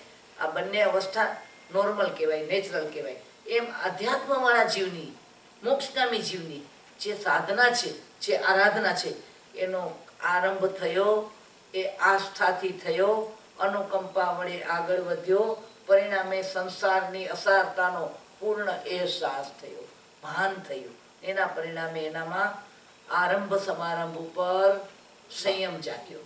અને આવા ભાવને કારણે જે વિશુદ્ધિ પ્રગટી, એ વિશુદ્ધિના કારણે એને વૈમાનિક દેવનો વિરામ મળ્યો, ઉતારો મળ્યો. પણ ત્યાં પણ એને છટપટાહટ છે, એની અંદરમાં એક ઉતાવળ છે, એક તીવ્રતા છે કે જલ્દીથી મને મનુષ્ય ભવ મળે. કેટલા દેવતા? અસંખ્યાતા દેવતા ક્યુ લગાવીને ઊભા છે, ક્યુમાં છે. અને એ ક્યુ કેવડી જ ખબર છે? આખા અઢી દ્વીપને તમે રાઉન્ડ મારો ને એટલા દેવતા ક્યુમાં ઊભા છે. તેને માટે મનુષ્ય ભવમાં આવવા માટે, મનુષ્ય ભવમાં આવવા માટે કે ક્યારે મને મનુષ્ય ભવ પાછો મળે અને હું મારા બધા કર્મોનો શું કરી નાખું? નાશ કરું. આ હકીકત છે, અતિશયોક્તિ નથી. કારણ કે પ્રત્યેક સમ્યક દ્રષ્ટિ દેવ એની ઝંખના એ જ હોય કે મને જલ્દીથી મનુષ્ય ભવ મળે અને હું મારું અધૂરું કાર્ય પૂરું કરું. એટલે આવી રીતે એક દેવ વૈમાનિકનો, પાછો મનુષ્યમાં, અને એ મનુષ્યમાં આવે એ વખતે એનો વૈરાગ્યનો ધોધ બમણો થાય. પેલા સાધુ પણ પાડ્યું હોય, એમાં થોડા અતિચાર પણ રહી ગયા હોય. જો દ્રવ્ય સાધુ અને ભાવ સાધુ એ શબ્દને આપણે મિસઅન્ડરસ્ટેન્ડ કરીએ છીએ બેન. ચારિત્રમાં જે દોષ લાગે છે એ અતિચાર સહિતનું સાધુપણું કહેવાય, પણ એને દ્રવ્ય સાધુ ન કહેવાય. એની ભાવ સાધુતામાં કોઈ કમી નથી, ખાલી આચાર ધર્મમાં દોષ લાગે છે. તેને આપણે દ્રવ્ય લિંગી સાધુ કહીને ક્યારેય પણ અસાધના ન કરાય. વસ્ત્ર પહેર્યું છે પણ વસ્ત્રમાં ડાઘ લાગ્યો છે, મેલ લાગ્યો છે, એ ધોઈ શકાશે. પણ જ્ઞાની કે છે વસ્ત્ર વિહોણા હોય ને એ અભવી જીવની ક્રિયા દ્રવ્ય ક્રિયા કહેવાય, એને દ્રવ્ય લિંગી મુનિ કહેવાય, કે જેને મોક્ષમાં જવાનું લક્ષ્ય જ નથી અને સાધુપણું લઈ લીધું છે. તો આવા મુનિવરો ક્યારેક પોતાના જીવનમાં અતિચાર વગેરેનું સેવન કરે, પણ હવે એના ભાવમાં ઝંખ ના આવ્યો કે હે ભગવાન, હવે મને જો પાછો મનુષ્ય ભાવ મળે તો મારા ચારિત્ર ધર્મમાં હું શું કરીશ, વધુ ને વધુ સાવધાન રહીશ. એટલે પાછો મનુષ્યમાં આવે ને એટલે પેલા પૂર્વના ભાવમાં જે સ્ખલના કરી હોય એનાથી વધુ સ્ખલના ન થાય એના માટેની જાગૃતિપૂર્વક ચારિત્ર પાડે, અને ત્યાંથી પણ હજુ પાછો દેવલોકમાં જાય. વધુમાં વધુ જાય તો વધુમાં વધુ 8 ભવ મનુષ્યના ને 7 ભવ દેવલોકના મળે. એટલે 15 ભવે પરમાત્માનું બોન્ડ છે. એકવાર તું રાહે ચડ્યો, એકવાર માર્ગી બન્યો, એકવાર તે મોક્ષ માર્ગ પકડી લીધો, પછી તારા 15 ઉપર 16મો ભવ થાય. અને એ 15 ભવમાં પણ બોન્ડેડ વૈમાનિક દેવ અને મનુષ્ય વચ્ચેની બધી દુર્ગતિ બંધ, નિગોદ બંધ, નર્ક બંધ, સ્થાવરપણું બંધ, બેન્દ્રિય તૈન્દ્રિય ચૌરેન્દ્રિય આદિ વિકલેન્દ્રિયપણું બંધ, પંચેન્દ્રિયમાં પણ અસંગનીપણું બંધ, તિર્યંચપણું બંધ, નારકીપણું બંધ. અને એકમાત્ર તારા માટે બાકી રહ્યા તો આ બે દંડ, એક મનુષ્યમાં જાય ને એક દેવલોકમાં જાય. એ દેવલોકમાં માત્ર વૈમાનિકતા. આ અષ્ટ પ્રવચન માતાનો ખોળો છે. શ્રાવક પણ એને ખોળે જઈ શકે છે. સાધુ તો જાય જ, પણ શ્રાવકપણામાં પણ આપણે શું કરી શકીએ છીએ, અષ્ટ પ્રવચનની આરાધના કરી શકીએ છીએ. 5 સમિતિને 3 ગુપ્તિ, જે કેળી પરમાત્માએ કંડારી, જેના ઉપર પરમાત્માએ હરણ ફાળ ભરી અને એક જ ભવની અંદર મોક્ષની મંજિલ પ્રાપ્ત કરી, એવી આ કેળી મને ને તમને શ્રાવકપણામાં પણ ઉપલબ્ધ છે. ત્યારે આપણે તો તત્વ ચર્ચામાં અટકી ગયા છીએ. શેમાં અટકી ગયા છીએ? બીજું જૈના વિનાનો વ્યવહાર, જાગૃતિ વિનાનું જીવન, વિવેક વિનાની વાતો આપણને મોક્ષ કેવી રીતે અપાવશે? તો મારા ને તમારા પરમાત્માએ મૌન ગ્રહણ કરી. આપણે પૂર્ણ મૌન ન લઈ શકીએ, પણ ભાષાનો વિવેક કરી શકીએ ન કરી શકીએ. પ્રત્યેક યોગ જ્યારે પ્રવર્તમાન થાય ત્યારે આયુષ્ય સિવાયના 7 કર્મનો બંધ પડે છે. 7 કર્મ આપણે હર સમય વાંચીએ છીએ. આપણે વાતો કરતા હોય ને, એક સહજ વાત કરતા હોય, આપણી સાથે આપણી ફ્રેન્ડ હોય કે આપણી બેન હોય કે કોઈ આવીને સુખ દુઃખની વાતો કરે, એમાં એમ કહે કે મારે તો બહુ સફર કરવું પડે છે, મારા ફેમિલીમાં મને ઘણું ટોર્ચર છે, મને ઘણો અન્યાય છે, બધાને એવું જ લાગે કે મને જ આ બધું સહન કરવું પડે છે. તો વાત કરશો ક્યારેય પણ કે સાંભળશો તો એ કોઈ એમ કહેશે કે મારા ઘરમાં બીજાને બહુ તકલીફ છે. આવી વાત પણ કોઈ કરી ભાઈ કે અમારા ઘરમાં અમારી સાસુને બહુ તકલીફ છે. તકલીફ હોય તો કોને હોય? વહુને જ હોય. સાસુઓ ભેગી થાય તો સાસુઓને જ તકલીફ હોય, નણંદો ભેગી થાય તો ભાભીનો વાંક હોય, અને ભાભીઓ ભેગી થાય તો અને આપણે તરત જ સૂર પુરાવીએ ને કે વેરી બેડ, વેરી બેડ. શું બોલી કે મને આમ તકલીફ છે, એટલે આપણે કઈ બહુ ખરાબ, બહુ ખોટું. નાની કે છે તારા 7 કર્મ બંધાણા. કેટલા? 7. પરમાત્માએ કીધું છે કે આમાં ખોટું કાંઈ નથી, ખરેખર તું સહન કરતી હો તો એ તારા કરેલા કર્મ છે. ને આપણે બોલ્યા ખોટું, એટલે પહેલવેલું નાના વર્ગે કરવા. પરમાત્માની વાતમાં આપણે સંશય કર્યો. પરમાત્માએ કીધું છે કે તારે જે પણ ભોગવવાનું છે એ ભોગવ્યાના છૂટકો નથી, ત્યારે આપણે કહીએ કે આ બહુ ખોટું છે. એટલે દર્શનાવલી બાદ વેદ નિયમ આપણે બીજાને બ્લેમ કર્યા. અશાંતા વેદની બાંધી સવ પાણ ભૂય જીવ સત્તાણમ અનુકંપયા, એની અનુકંપા ન કરી અને બીજાને બ્લેમ કર્યા. વેદનીય કર્મ બંધાણું નહીં, એ પણ અસાતા. મોહનીય કર્મ, તમે મારા છો, હું તમને મારા ગણું છું, એટલે મને તમારું દુઃખ સ્પર્શી ગયું. પોતાનું છોકરું રડે ને તો બહુ દુઃખ થાય, ને બીજાનું છોકરું રડે કેવું માથું દુખે છે, આને ચાલુ રાખો. વિચાર કરજો, કોકનું છોકરું 10-15 મિનિટ રડે તો શું કહો, હવે આને છાનું રાખો ને ભાઈ, મારું માથું ચડ્યું અને પોતાનું છોક બિચારું ક્યારનું રડે છે. એક જ પરિસ્થિતિ છે, એક જ સિચ્યુએશન છે, બે બાળક રડે છે. એકમાં માથું દુખે છે, એકમાં વેદના થાય છે. આવું ઘણા બેનો મસ્કરીમાં કહે છે કે પોતાની બૈરી રડે ને તો માથું દુખે, બીજાની બૈરી રડે કે બિચારી કેવી દુખી થઈ ગઈ છે. આવું ક્યારેક થઈ જતું છે. નાની કે છે એ વખતે મૌન્ય કર્મ બંધાય કે ન બંધાય? નાના વળી બાંધ્યું, દસના વળી બાંધ્યું, વેદની બાંધ્યું, મૌન્ય બાંધ્યું. આત્માનું અનંત વીર્ય છે કે જે આવે એ સહન કરી લે. તારા કર્મોનો નાશ કર, એ વખતે અંતરાય કરવો બાંધ્યું કે નહીં? શેની અંતરાય કરી? વીર્ય અંતરાય. આત્માની અનંત શક્તિ નું ઉત્થાન કરવાને બદલે આપણે એને થોડીક સલાહ આપ્યો કે થોડું સહન કરી લે તો તારું લેણ દેણ પૂરું થઈ જશે, થોડી પોઝિટિવ થઈ જાય, થોડુંક અંદરમાં સમાધાન કરી લે. કારણ કે કોઈના કરેલા કર્મ આપણે ભોગવતા નથી. આવું તો કીધું નહીં, એને બદલે શું કીધું કે હવે આનો કંઈક ઉપાય કરવો જોઈએ. એમાં શું કરવાનું બેન? શું કરવાનું બેટા? ઘરમાં ઝઘડા કંઈક કરવાનું, એનો તો જ ને સહન નથી કરવું તો શું કરવું પડે? સામનો કરો. પરમાત્માએ સામનો કરવાનું કીધું કે સહન કરવાનું કીધું છે? ભગવાને સામનો કર્યો, સહન શું કર્યું? જેટલા કર્મનો ઉદય આવ્યો એમાં ભગવાને સામનો કર્યો કે સહન? ભગવાને પીછેહટ કરી, ભાગી ગયા ત્યાંથી કે સામે ચાલીને ગયા? અનાર્ય દેશમાં ગયા. શું કામ ગયા? શું કામ ગયા? સામનો કરવો તો પીછેહટ નહોતી કરવી. સામનો એટલે દૂર કરવાનો નહીં, સામે આવવું હતું. હું એનો સામનો કરી લઉં એટલે કે આમના સામના કરી લઉં. એટલે પરમાત્માએ જે કર્યું એ કર્યા વિના કોઈનો મોક્ષ થયો નથી. તો જ્ઞાનાવરણી, દર્શનાવરણી, વેદનીય, મોહનીય અંતરાય અને આયુષ્ય બંધાય તો અલ્પાયુષ્ય થાય. કેવું થાય?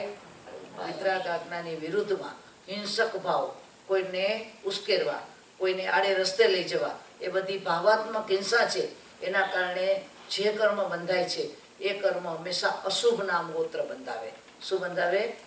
નીચ નામ ગોત્ર બંધાવે. એટલે હું ને તમે એક સેન્ટેન્સ પણ બોલીએ છીએ ત્યારે આપણી કેટલી મોટી જવાબદારી છે. આપણે તો કેટલી બધી વાતો કરી નાખી, ક્યાંય વિવેક નથી, ક્યાંય સમજણ નથી, ક્યાંય જ્ઞાન નથી.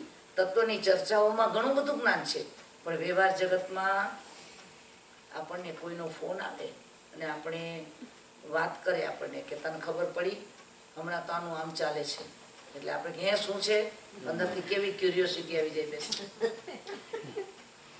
હજી પછી શું, બીજું શું, પછી શું, બીજું શું, શું નવીન છે, શું નવીન છે. આપણે બોલા થકવી દઈએ ને, નવીન કેટલા કાપે પણ નવીન શું, બીજા શું ખબર છે, બીજા શું ખબર છે. હવે તો ઇન્ડિયા બધા ફોન મફત છે. એકવાર આવી જોક આવી હતી બેન કે ટેલિફોન કંપની એક સર્વે કરવા માંગતી હતી કે આખી દુનિયામાં સૌથી વધારે પોપ્યુલર વર્ડ કયો છે. એટલે કે એક દિવસ માટે આખા વર્લ્ડને ફ્રી ફોન આપી દો અને દરેક કન્ટ્રીને ફોન જાય એનો સર્વે કરો કે કયા કન્ટ્રીના કયા લોકો સૌથી વધારે કયા શબ્દને યુઝ કરે છે, એનો સર્વે કરવો હતો બેન. એટલે બધા જાપાનીઝો વાત કરે છે, રશિયનો વાત કરે છે, ચાઇનીઝ વાત કરે છે, બધી કન્ટ્રીના ઇન્ડિયન વાત કરે છે. એટલે એનો સર્વે થાય છે. એટલે બધા ફોન કરે એટલે ઓલા સામેથી વાત ચાલે. પેલા તો બેન બહુ મોંઘા હતા ને ફોન, $3, $4 એક મિનિટના થતા. એટલે ઘરનાને પણ કહી રાખ્યું કામની વાત કરજો. શું કીધું હોય?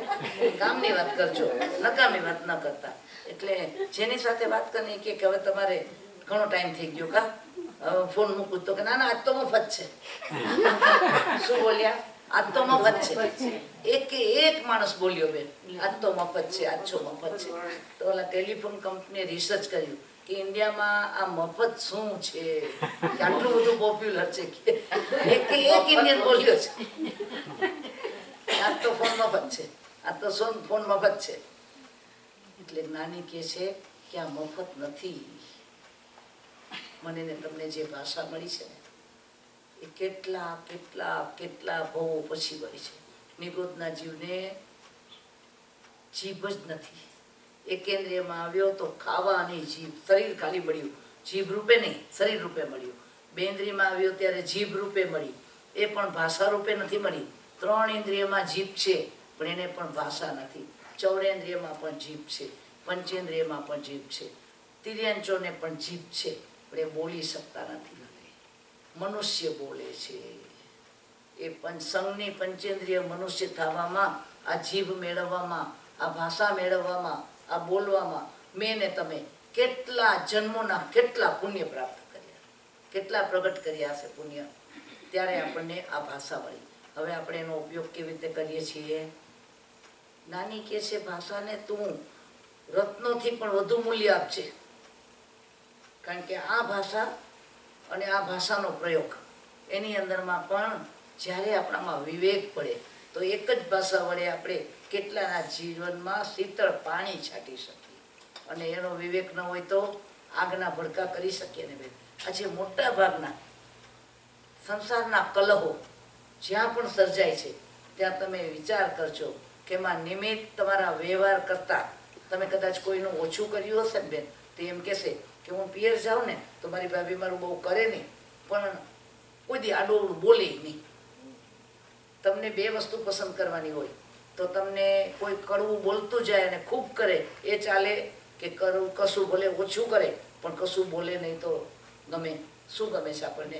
એટલે સંસારમાં સૌથી વધારે આકરું લાગતું હોય, આમ બોલે પણ ખરા ને બેન, કે આપણે ઘા રૂજાઈ જાય ઉપરનો ઘા, પણ ભાષાના ઘા રૂજાતા નથી. પેલી દ્રૌપદી કેટલું બોલી હતી? આંધળાના આંધળા. આખું મહાભારત રચાયું તો શેમાંથી રચાયું? આ એક શબ્દમાંથી રચાયું. આ સંસારના જેટલા પણ મહાભારત છે ને એ મોટે ભાગે આપણા શબ્દ વડે રચાયા છે. તો જ્ઞાની કહે છે કે પરમાત્માએ અખંડ મૌન લીધું છે, પરમાત્માએ અભિગ્રહ ધારણ કર્યો છે કે હું અકારણ, કારણ પણ એવા જેન્યુન કે જેમાં ભગવાનને અમુક અલ્પ શબ્દ જ બોલવાના આવ્યા છે. ત્યારે હું ને તમે ભાષા સમિતિ શ્રાવકની લેવલે અલ્પારંભી થવાના પેલા પગલા તરીકે આપણા જીવનની અંદર પરમાત્માના મૌનને લક્ષ્ય કરીને, પરમાત્માના મૌનને આદર્શ કરીને, અને મારે પણ અને તમારે પણ આ 3 યોગમાંથી અયોગી બનવું છે. શું બનવું છે? મન વચન કાયાના યોગને છોડીને અયોગી બનવું છે. તો આપણા જીવનમાં મૌનની સામે આપણે ભાષા સમિતિનો ઉપયોગ કરશું અને પરમાત્માએ ચાલવાનો પણ ત્યાગ કર્યો હતો. સાધુના કલ્પ પ્રમાણે જ્યારે વિહાર કરવો પડે ત્યારે પરમાત્મા ચાલ્યા છે. બાકી પરમાત્માએ 2 કદમ પણ પોતાની જાતને બચાવવા માટે એક ડગલું પણ ભર્યું નથી. અહીંયા તડકો આવ્યો તો ભગવાન તડકામાં ને તડકામાં ઊભા રહ્યા. માથે વરસાદ પડે એટલે કે એ શેલ્ટર લઈને જ ઊભે, જીવોની રક્ષા માટે, વરસાદથી બચવા માટે નહીં. પણ જ્યારે કઠપૂતનાએ આવીને એના ઉપર ઉપસર્ગ આપ્યો અને તીર જેવી ધારે શીતળ ધારા વડે દિવસો સુધી વરસાદનો એવો મારો ચલાવ્યો કે ભગવાનના શરીરમાં તીર ભોંકાય એવી રીતે પાણીના તીર ભોંકાઈ ગયા, તો પણ ભગવાન એક કદમ પણ હલ્યા કે ચાલ્યા નથી. ક્યારેય પણ પરમાત્માએ અઢેલીને શરીર પડી જવા જેવું થાય તો પણ ભગવાનને દિવાલનો પણ ટેકો લેવા માટે એક ડગલું ભર્યું નથી. પોતાના અપ્રમત યોગને જાળવવા માટે નિદ્રા ન આવે, જાગૃતિ રહે, એક પણ પળ, એક પણ સમય વેડફાઈ ન જાય એટલા માટે પરમાત્માએ અખંડપણે જાત જાતના આસનો ગ્રહણ કર્યા છે. આ ગૌદૂહ વગેરે આસન જે પરમાત્માએ 12.5 વર્ષમાં, કલ્પના તો કરો, 12.5 વર્ષમાં ભગવાનની નિદ્રા કેટલી, એક અંતર મુહૂર્ત, 12.5 વર્ષમાં એક અંતર મુહૂર્ત પરમાત્માને ઝબકી લાગી છે. ઊંઘ્યા નથી. અને આપણે ઊંઘીએ તો કેવી રીતે ઊંઘીએ બેન? આજ તો મજા આવી ગઈ હો, એવી સરસ ઊંઘ થઈ ગઈ. શું બોલીએ? જો જ્ઞાની કે આ દર્શના વર્ણ્ય કર્મનો ઉદય છે. ઊંઘ શેનો ઉદય છે? તમે તો બધા કર્મ પ્રકૃતિ જાણવા વાળા છો. જ્ઞાના વર્ણ્ય, દર્શના વર્ણ્ય, તો દર્શના વર્ણ્ય કર્મની જ પ્રકૃતિ છે નિદ્રા. એનું પોષણ કરાય કે એને સામનો કરાય? દર્શના વર્ણ્ય કર્મ કાપવું છે, પોષવું છે? કાપવું છે. તો આપણે જ્ઞાની કે છે શરીરના ધર્મ તરીકે આપણે કદાચ શરીરને થોડો આરામ આપવો પડે છે, પણ એમાં આનંદ માનવો ને એ જ્ઞાની કે દોષ છે. શું કરવું બેન? જો સંસારમાં આપણને પુણ્યના ઉદય વડે સાતા સગવડ અનુકૂળતા ભોગ વગેરે મળે એ પુણ્યનો ઉદય, પણ એને ભોગવવા અને ભોગવવામાં આસક્ત બનવું અથવા તો એને સારા માનવા એટલે પાપનો ઉદય. બોલો, જે કંઈ મળ્યું એ પુણ્યનો ઉદય, પણ એને માણવા માંડીએ તો પાપનો ઉદય, એને ભોગવીએ તો પાપનો ઉદય. કોને ભોગવવાનું મન થાય? તો કે અજ્ઞાની જીવને ભોગવવાનું મન થાય. એટલે પુણ્યના ઉદય વડે પ્રાપ્ત થયેલા સુખોમાં પણ જીવે નિર્વેદ લાવવાનો છે. શું લાવવાનો છે? નિર્વેદ લાવવાનો. ખણમિત સુખા બહુ કાલ દુઃખા. એક ક્ષણ માત્રનું સુખ અને બહુ કાળનું દુઃખ છે.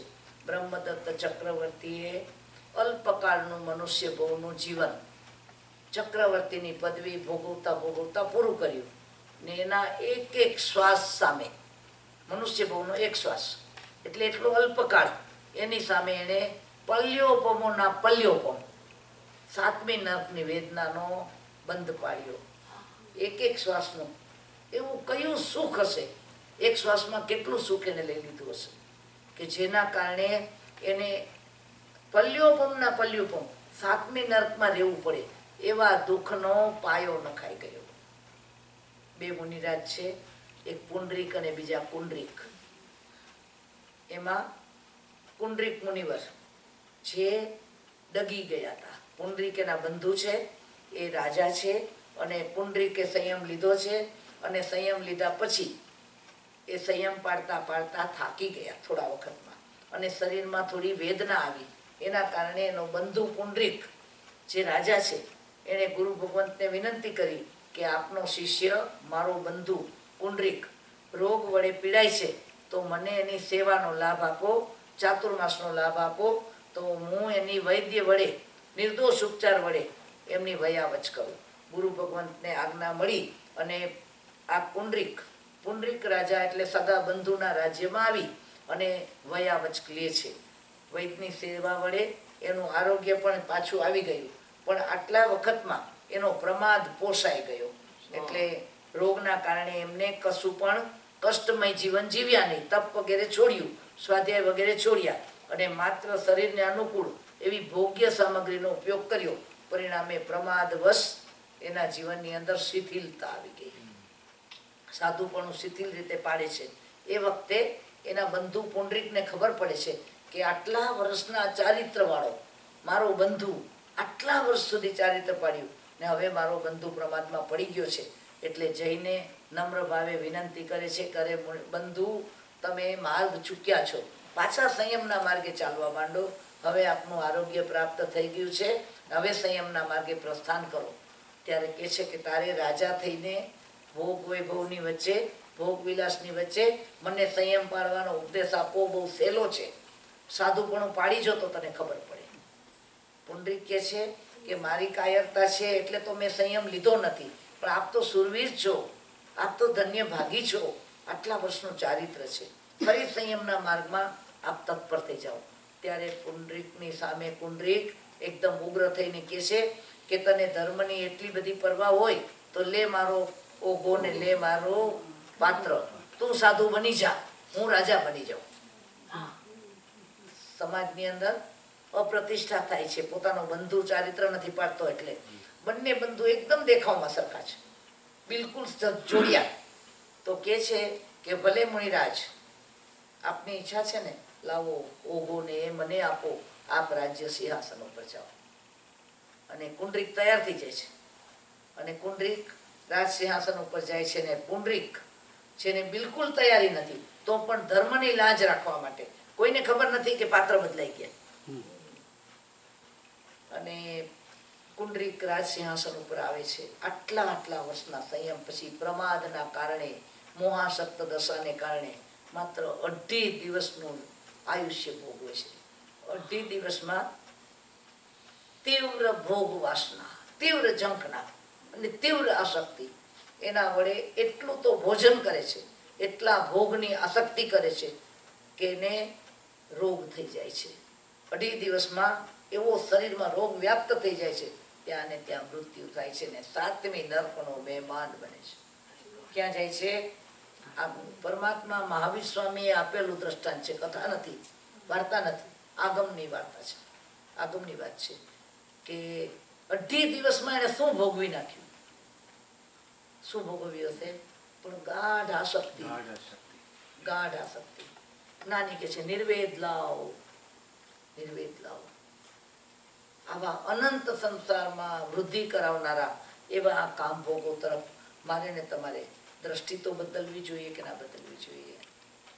પરમાત્માએ જીવનભરને માટે જે સાધના કરી એની અંદરમાં આપણે થોડા અંશે પણ પરમાત્માના પગલે ચાલવાની કોશિશ કરીએ તો આપણા જીવનની અંદર આજે પરિભ્રમણોની ભૂખ જાગી છે. વર્તમાન કાળમાં શું છે, બધાને શું લાગે બેન અમે રહી ગયા. કોઈ વાત કરે ને આવીને કે અમે હમણાં અહીંયા જઈ આવ્યા, એટલે તમે જોજો આખો એક વેવ આવશે. બધા સાઉથ આફ્રિકા જાય તો બધા સાઉથ આફ્રિકા જ જાય, બધા હમણાં ચાઇનાની ટૂર ઉપાડે તો ચાઇનાની ઉપાડે. જેની બાજુ એક પ્રવાહ ગયો એની પાછળ બધાને એમ થાય કે એ જઈ આવ્યા ને અમે રહી ગયા. જુઓ, ગૃહસ્થાશ્રમી છીએ, જીવનમાં આપણે એવા ત્યાગી પણ નથી, એવા વૈરાગી પણ નથી, પણ we have to put full stop somewhere. એક ઈચ્છા ઉપર ક્યાંક તો લગામ દેવી પડશે ને કે આટલું બરાબર. નહીં તો શું છે, ઈચ્છા આકાશ સમા અનંતયા. ભગવાન કે છે તારી ઈચ્છા આકાશ જેટલી અનંત છે. જેમ આકાશને અંત ન હોય એમાં આપણી ઈચ્છાને અંત નથી. તો પરમાત્મા જીવનભરનો સ્થિર વાસ સ્વીકારે, કારણ વિના ડગલું પણ ન ભરે. અને આપણે ડગલા ન ભરતા હોય ત્યારે પણ સપના જોતા હોઈએ. બને કે ના બને એવું? હજી મનમાં કેટલા અરમાન છે, ભાવ જગતમાં ક્યાં ના ક્યાં જઈ આવીએ. અને ક્યારેક તો પતિ પત્ની વાત કરતા હોય ને તેમ પણ કે તમે મને કાંઈ ક્યાંય બતાવ્યું આજ સુધીમાં, ક્યાંય લઈ ગયા, અમારી બેન જુઓ, અમારી ભાભી જુઓ, અમારી ફ્રેન્ડ જુઓ.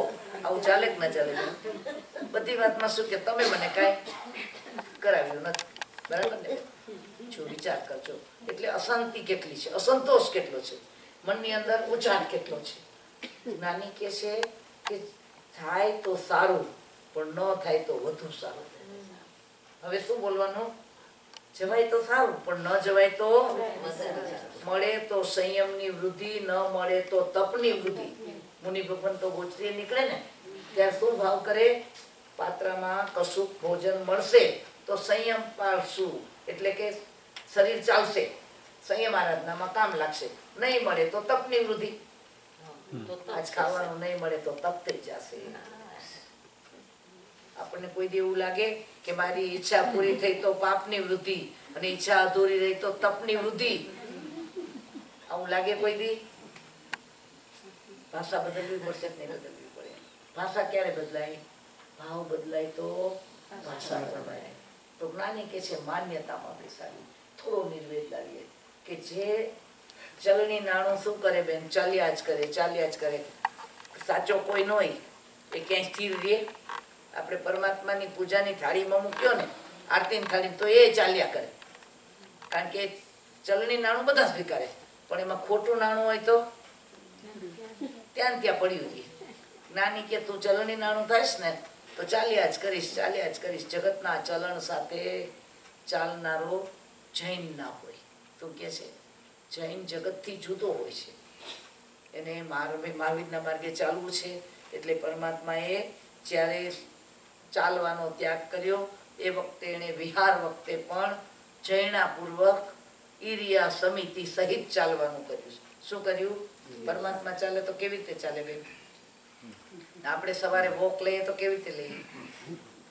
હજી તો પૂરું અજવાળું પણ ન થયું હોય ને કાનમાં શું ભરાવ્યા હોય અને હાથમાં ફોન, એમાં ગીત વાગે, સંગીત વાગે. હવે ઘણા તો કે અમે ભક્તામાં રહી આમ જ કહેલી છે, ચાલતા જાય ભક્તામાં સાંભળતા જાય.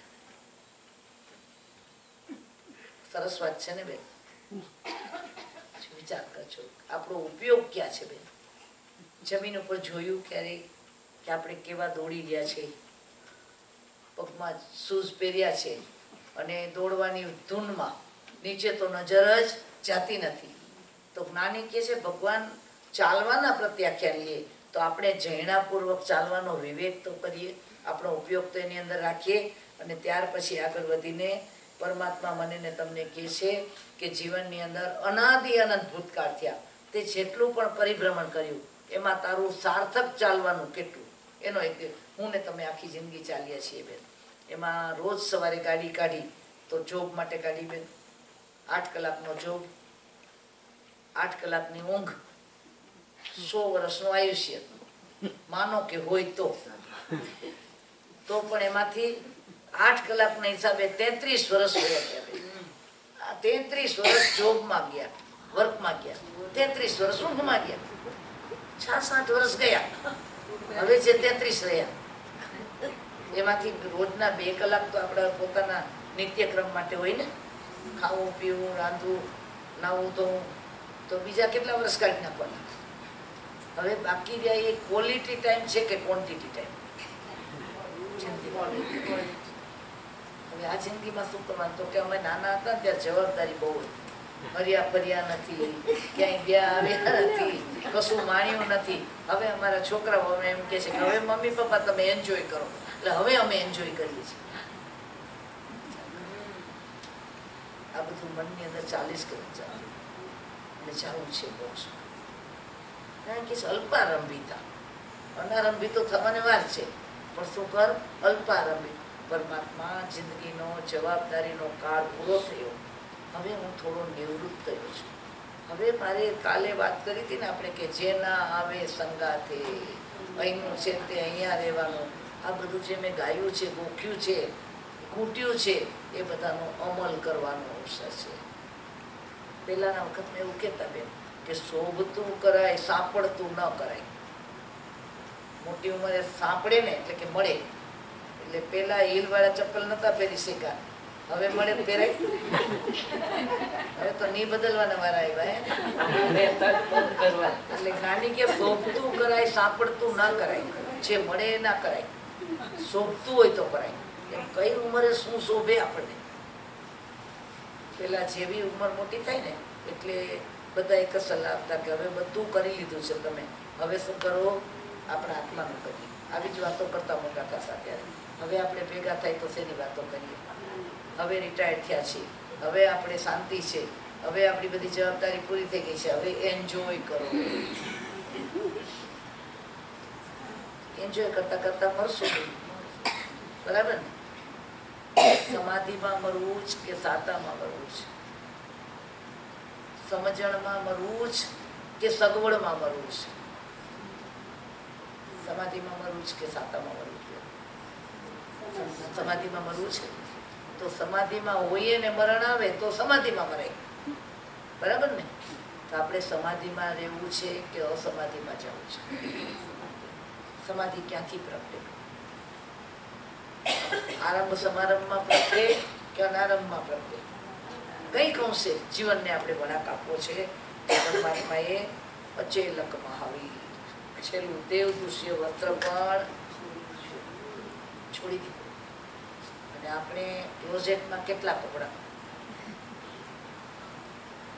એની અંદર વૃદ્ધિ થાય તો ગમે કે હાનિ થાય તો ગમે. જેટલા લાવ્યા એટલા કાઢ્યા ખરા, જેટલા લાવ્યા એટલા નીકળ્યા ખરા. બેન એમને પાયલપ થાય છે, પાયલપ થાય છે, પાયલપ થાય પણ છૂટતું નથી.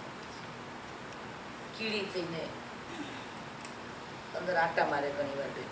અને પેલા રૂપેરી જીવડા થતા, સિલ્કમાં ખબર છે, સાડી સડી કેમ જાતી? અંદર જીવાત બેસી ગઈ. જેને સાડી છોડી પણ સાડીનો મોહ નહોતો છૂટ્યો, એ મરીને પણ એમાં જીવડું થઈને ફરે. પહેરવાની રહી ગઈ હોય ને એટલે આવીને બેસે અંદર, અંદર જ ઉત્પન્ન થાય. જ્યાં ગમતા ત્યાં ભમતા, જેમાં પ્રીતિ એમાં ઉત્પત્તિ. આપણે જ્યાં પ્રીતિ કરશું ત્યાં આપણી ઉત્પત્તિ થશે. ભગવાન અચેલક બને તો આપણે આસક્તિ તો ઓછી કરી શકીએ. નાની મને તમને કહે છે કે મારા તમારા પરમાત્માએ આવા વિગ્રહ કર્યા હતા ને આપણે આવા પરિગ્રહો કરીએ છીએ. જે એને જેના વિગ્રહ કર્યા છોડવાના એના જ આપણે પરિગ્રહ કરીએ છીએ. તો આવા આપણા જીવનની અંદર આવા પરિગ્રહોમાંથી બહાર આવવું હોય તો આપણે છેલ્લો ભગવાનનો પરિગ્રહ છે સહાયના પચખાણ. શેના પચખાણ લીધા? સહાયના પચખાણ. આ સંસારમાં એક પણ જીવની સહાયતા હું લઈશ નહીં. ને મને તમને ટાણે કોક સહાય કરવા ન આવ્યું પછી કેવડો વસવસો થાય. મેં આખી જિંદગી એના ટાણા સાચવ્યા ને મારે ટાણે કોઈ ના આવ્યું. આવો વિચાર આવે છે કે નથી આવતો? આવી ફરિયાદ થાય છે? એનો અર્થ એ થયો ને કે જ્યારે આપણે કોઈને સહાય કરીએ છીએ ત્યારે ઇન્વેસ્ટમેન્ટ કરીએ છીએ કે આપણે અત્યારે એનું કરીએ તો કાલે આપણને કામ લાગશે. બરાબર? તો હવે આ સહાયને ભયાવચ કહેવાય, આ સહાયને સહાય કહેવાય અને સેવા કહેવાય. જેમાં અપેક્ષા છે તો ઇન્વેસ્ટમેન્ટ કહેવાય. ત્યારે પરમાત્માને તો સાક્ષાત ઇન્દ્રો આવીને હાથ જોડે છે. પેલા ગોવાળિયાએ પહેલી વખત ભગવાનને માર્યા. મારવા માટેનો વિચાર કર્યો કારણ કે ઘાસ ગાય ખાઈ ગઈ, બળદ ખાઈ ગયા હતા. ભગવાન ઘાસની ઝૂંપડીમાં પહેલો જ આશ્રય લીધો અને એ વખતે ભગવાન તો ધ્યાનમાં મગ્ન છે, એનો ઉપયોગ પણ બહાર નથી. અને બળદો આવીને ઘાસ ખાઈ ગયા. ગોવાળ પાછો આવ્યો અને એકદમ ગુસ્સામાં આવ્યો કે તને મેં શેલ્ટર, તને મેં આશરો આપ્યો અને તારી એટલી ફરજ નથી બનતી કે મારી ઝૂંપડીનું તું ધ્યાન રાખ. આખી મારી ઝૂંપડી ખવાઈ ગઈ અને તું કેવો માણસ છો? ગાળો આપીને ત્યાંથી કાઢી. પરમાત્મા ઉપર આવા પ્રકારના જ્યારે પ્રહારો થાય ત્યારે ઇન્દ્રના આસન શું થાય? ચલિત થાય, આસન કંપિત થાય. ઇન્દ્ર આવીને ઊભા રહે છે અને પેલા ગોવાળિયાને તો સમજાવ્યો કે આ કોણ છે? આ તો ભગવાન છે. એટલે ગોવાળિયો અટક્યો પણ પરમાત્માનો ઉપયોગ ગયો કે આ ઇન્દ્રએ કાર્ય કર્યું છે. એ જ પડે એણે 64 ઇન્દ્રોને ઉદ્દેશીને શું કહી દીધું? આજ પછીથી મારા એક પણ ઉપસર્ગમાં તમે એક પણ ઇન્દ્ર મને સહાય કરવા માટે આવશો નહીં. અને આપણે કેટલી માનતા માની લીધી, કેટલી અપેક્ષાઓ કરવા માંડીએ. આપણે સૌથી વધુ કોને ચૂકીએ બેન? જે આપણને કહે ને કે પાર્શ્વ પદ્માવતીનું અત્યારે સૌથી વધારે આપણે રટણ શું કામ કરીએ છીએ? એમ કહીએ છીએ ને ધરણેન્દ્ર ને પદ્માવતી જાગતા દેવ છે. એટલે આપણી ભક્તિ પણ કેવી પાર્શ્વનાથ ભગવાનની કે એના દેવી દેવતા આપણને મદદ કરવા જલ્દી આવે. ઘણા કહે કે આપણે ભગવાનની ભક્તિ કરીએ તો ભગવાન તો વિતરાગ છે, એ તો કઈ મદદ કરવા આવવાના નથી. એના કરતા દેવી દેવતાની ભક્તિ કરીએ તો દેવી દેવતા મદદ તો કરે. વિચાર કરજો. પરમાત્મા 64 ઇન્દ્રને સામેથી ક્યારે ઇન્દ્ર તમે મને મદદ કરી શકતા હો તો મારા કર્મ ખપાવવામાં મદદ કરો. બોલો, તમે મને કર્મના ઉદયમાં અટકાયત કરશો તો મારા કર્મ ખપશે કે આગળ વધશે? હું ને તમે જ્યારે કોઈની પણ સહાય લઈએ છીએ ત્યારે આપણે કર્મને શું કરીએ છીએ? ઉપસમ કરેલું કર્મ એના જ્યારે અબાધા કાળ પૂરો થશે ત્યારે જ્યારે ઉદયમાં આવશે ત્યારે ચક્રવૃદ્ધિ વ્યાજ સહિત આવશે. કેટલું આવશે? ચક્રવૃદ્ધિ વ્યાજ. ત્યારે પરમાત્માને તો આ રમત આજ બહુમાં પૂરી કરવી ગઈ. આપણે હજી ઘણા બહુ બાકી છે. આ બહુમાં નહીં કરીએ તો ક્યાં બહુમાં ખપાવશું? કોઈને કામ નહીં કરી આપીએ અત્યારે છટકી જશું, પછી એના બળદિયા થઈને ગાડા ખેંચી દેશું. ખેંચવા પડે કે ના ખેંચવા પડે? જવાબદારી આવી, એમાંથી છટકી ગયા. પુણ્યનો ઉદય હોય તો આપણે ઉપસમ કરી શકીએ. પુણ્યની ઉદય ના કરી અને પાપનો ઉપસમ કર્યો, પણ એ સત્તામાં પડેલું કર્મ પાછો એનો કાળ પાકે ત્યારે આપણને એના ગાડાનો બેલ બનાવીને ભાર ઉપાડે. અત્યારે વ્યવહારમાં ભાર ઉપાડવો પડે તો કોને સાચવવા પડે? બા બાપુજીને સાચવવા પડે. બા બાપુજી કેટલાને ગમે? વૃદ્ધ માણસો કેટલાને ગમે સાચવવા? બોજો લાગે. એક જગ્યાએ એક સુવાક્ય લખ્યું હતું બેન, કેટલાક ઉપવાસ રાખે છે, કેટલાક રોજા રાખે છે, પણ પરમાત્મા કહે છે કે ખુદા એનું તપ કબૂલ કરે છે કે જે પોતાના મા બાપને રાખે છે. આજે આપણે આપણા મા બાપને પણ રાખી નથી શકતા, સેવા નથી કરી શકતા. પછી કયા ભવની અંદર આજે પછી બેબી સિટિંગ કરી દઈએ છોકરાના છોકરાઓ. સાસુ સસરાનું ન કર્યું હોય પછી વહુનું કરીએ ને. ઉલટી સાયકલ આવીશ કે નહીં બેન? પેલા બધાને સાસુ સસરાની સેવા કરવાનું આવતું, હવે વહુની સેવા કરવાનું. સેવા તો આવી પણ સમય બદલાઈ ગયો. જો કોઈને જવાબદારીમાંથી ચટકવાની વાત નથી હોતી. સામાજિક જીવન છે, સાંસારિક જીવન છે, ગૃહસ્થાશ્રમ છે, પરસ્પરને ઉપયોગી થવાનું છે. પણ અવસ્થા કેવી બદલાઈ ગઈ. ત્યાં કર્યું હોત તો કોઈકના હૃદયમાંથી આશીર્વાદ નીકળે, ને હવે કરીએ તો થેન્ક યુ ઓવર થાય કે બાકી રહે. પછી વિચાર કરો છો, સેવા જરૂર કરવાની છે જેને જરૂર હોય એની, પણ ભાષા બદલાઈ ગઈ, ભાવ બદલાઈ ગયા. તો પરમાત્માએ સહાયના પચકાણ કર્યા. શેના કર્યા? સહાયના પચકાણ. પરમાત્માએ 12.5 વર્ષમાં દ્રવ્યથી કે ભાવથી એક પણ વસ્તુની ગમે તેવા ઉપસર્ગ આવ્યા તો કોઈની પણ સહાયની અપેક્ષા તો ન કરી, પણ સહાય આવી એનો પણ શું કર્યો? ઇનકાર કર્યો. સાક્ષાત ઇન્દ્ર આવીને ઉભા રહીએ અને એનો ઇનકાર કરી શકે, ત્યારે હું ને તમે ડગલે ને પગલે મનની અંદર આજે અપેક્ષા કરીએ છીએ કે મારા ટાઈમે મને મદદ મળવી જોઈએ. અને જો મદદ કરે તો આપણને અનુકૂળતા લાગે, આનંદ થાય. પણ જો જરાક કોઈ મદદ ન કરી તો એની સાથેના સંબંધમાં શું થઈ જાય? કટોતી આવી જાય કે ના આવી જાય? ટાણે કામ ના એવા એવા સગા કામ ના શું? અચ્છા, સ્લોગન બોલે ને, સગા છે વાલા નથી, વાલા છે સગા નથી. તો જ્ઞાની કે છે આ સંસારમાં વાલા કોઈ હોવા જ ન જોઈએ. અને સગા તો પૂર્વના ઋણાનુબંધથી થયા છીએ. શું થયા છીએ? પૂર્વના ઋણાનુબંધથી થયા છીએ. જો હું ને તમે સગાની વ્યાખ્યા બદલી નાખશું ને તો જ્ઞાની કે છે જે ધર્મમાં સાથ આપે, સમજણમાં સાથ આપે, સંયમમાં સાથ આપે એ તારા સગા. અને જે વિતરાગના માર્ગ તરફ લઈ જાય એ વાલા. આપણા સગા વાલા કોણ? જે સમજણમાં સાથ આપે તો આપણા સગા, અને વિતરાગના માર્ગે લઈ જાય તો વાલા. ત્યારે વર્તમાનમાં આપણને આપણી નબળાઈમાં જે પોષણ આપે, બરાબર છે ને બેન? આપણે ફરિયાદ કરીએ ને આપણને જસ્ટિફાઈ કરે. આપણે કાંઈ પણ ફરિયાદ કરવા જઈએ ને આપણને તરત કાપી નાખે ગુરુ ભગવંતોની જેમ. ગુરુદેવ કે રોદણા શું રોજ બાંધ્યા ત્યારે તો હસતા હસતા બાંધ્યા હતા, હવે ભોગવતી વખતે રોવા બેઠો છો? આપણને કાયર કહીને ગુરુદેવ આપણને લગામ રાખે છે કે ઊભો થા, કર્મ છે તો આવ્યા છે તો ભોગવી લે. એ કે જૈન કઈદી રોતો રોતો આવે નહીં. કરોડપતિની પેઢી ઉપર બેઠો છો, ઉઘરાણી આવી છે, ચૂકવી દે. મહાવીરની સમજણની પેઢી છે કરોડપતિની. મહાવીરની પેઢી કેવી છે? કરોડપતિની પેઢી છે. આ કર્મ તો બિચારા બાપડા છે, તારું લઈ લઈને શું લઈ જશે? જ્યારે આપણી પાસે કરોડોની પેઢી હોય ને કોઈ 5-25 લેવા આવે તો આપણે આપી દેવા જોઈએ કે ના આપી દેવા જોઈએ? અરે મનુષ્યના ભવમાં છીએ. આ મનુષ્યના ભવ સિવાય બીજી કોઈ ગતિ એવી છે કે જેમાં કર્મ ભોગવવા આટલા સહેલા હોય? બીજા તિર્યંચોના ભવમાં જે રીતે કર્મ ભોગવે છે એના પ્રમાણમાં મારે ને તમારે તો કશાય દુઃખ નથી. હમણાં આવી ઠંડી પડશે બેન, ધીમે ધીમે ઠંડી વધશે, સ્નોની સિઝન આવશે. આ બધા જ પંખીઓ જેટલા માઇગ્રેટ થઈ શકે એવા માઇગ્રેટ થશે. પણ બાકી કેટલા બધા જીવો એવા છે કે જે આવી કડકડતી ઠંડીમાં પણ ઠંડકને વેઠશે કે નહીં વેઠે?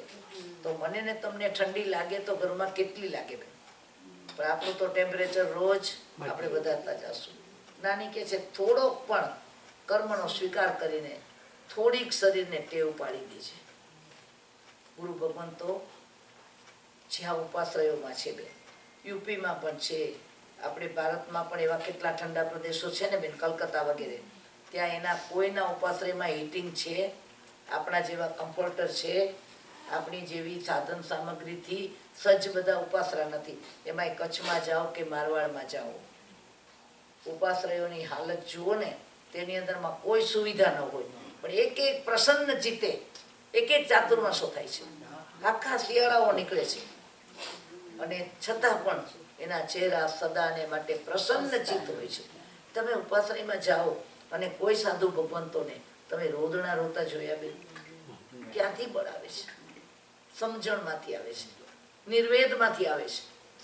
એના જીવનમાં નિર્વેદ પ્રગટેલો છે. આ સંસારની અસરતાનું ભાન છે કે હું એક મારા શરીરને થોડું વોર્મ રાખવા માટે મારા આખા ઘરની બધી હવાને ગરમ કરી નાખું છું. આપણે કરવી પડે કે ના કરવી પડે. મારા ને તમારા શરીરને થોડુંક ઠંડુ રાખવા માટે આપણું કેટલા 1000 સ્ક્વેર ફીટનું હાઉસ હોય એ આખા ઘરની હવા ઠંડી કરી નાખીએ અને એ બધા વાયુના જીવને માર્યા આપણા એક રૂમની અંદર આપણે સુવાના છીએ. બાકી ઘણીવાર આખા ઘરો ખાલી પડ્યા હોય છે.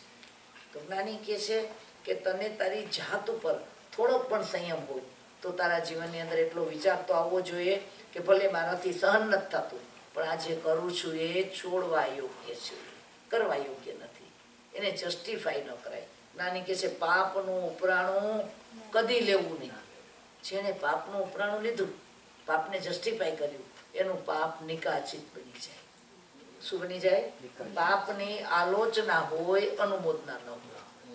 પાપ થયું, પાપ કર્યું, દિલ ડંખે, હૃદય રડે અને મનની અંદર પશ્ચાતાપ થાય કે હું કાયર છું, મારા શરીરની મમતા છૂટતી નથી, મારી સહન શક્તિનો અભાવ છે, એટલે હું આટલા અગ્નિકાયના, વાયુકાયના વગેરે જીવોની હત્યા કરું છું. પણ પરમાત્મા આ કરવા જેવું નથી. જો આવો ભાવ જાગે તો પાપની અનુમોદના થાય નહીં, પણ શું થાય? આલોચના થઈ જાય, અનુબંધ અટકી જાય. તો સમ્યક દ્રષ્ટિનું પ્રત્યેક પાપ છેલ્લું હોય. મારું તમારું પાપ પણ જ્યારે પણ થાય ત્યારે આપણે એની આલોચના કરશું તો આવા પાપોથી વિરમશું. અને હવે પરમાત્મા કઈ રીતે આ અભિગ્રહની સાથે એની ઉપર પાછા શું ચડાવે છે બેન? કળશ ચડાવે છે. એટલે આ અભિગ્રહ તો કર્યા પણ એની સાથે સાથે છઠના પારણે ઓછામાં ઓછો છઠ અને વધુમાં વધુ 6 માસના તપ પણ કર્યા. તો મારા તમારા જીવનમાં સંવેગ રૂપે, સંવેગ દ્વારા જલ્દીથી મોક્ષમાં જવાય. એટલે અનુકંપા નિર્વેદમાં પલટાણી અને નિર્વેદ સંવેગમાં આપણને આગળ વધારે છે. એટલે આસ્થાનો ગુણ સમતા, વિતરાગતા સુધી આપણને લઈ જાય. એવી ભાવના સાથે આ પરમાત્માની વાણીને સમજતા કે સમજાવતા જ્ઞાનીના જ્ઞાનથી ઓછું અધિક વિપરીત કંઈ પણ કહેવાયું હોય, ધારણા દોષથી કોઈ ક્ષતિ રહી ગઈ હોય તો અર્યંત અનંત સિદ્ધ કેવડી ભગવાન ગુરુદેવો આત્માની સાક્ષીએ આપ સૌની સાક્ષી તસ્મિચ્છામિ. સર્વમંગલ માંગલ્યમ સર્વકલ્યાણકારણમ પ્રદાનમ સર્વધર્માણામ જૈનમ જયતિ શાસનમ. બોલો ભગવાન મહાવીર સ્વામી કી જય. જૈન શાસન દેવ કી જય. સદગુરુ દેવ કી જય. પ્રણામ. જય જય જય જય જય.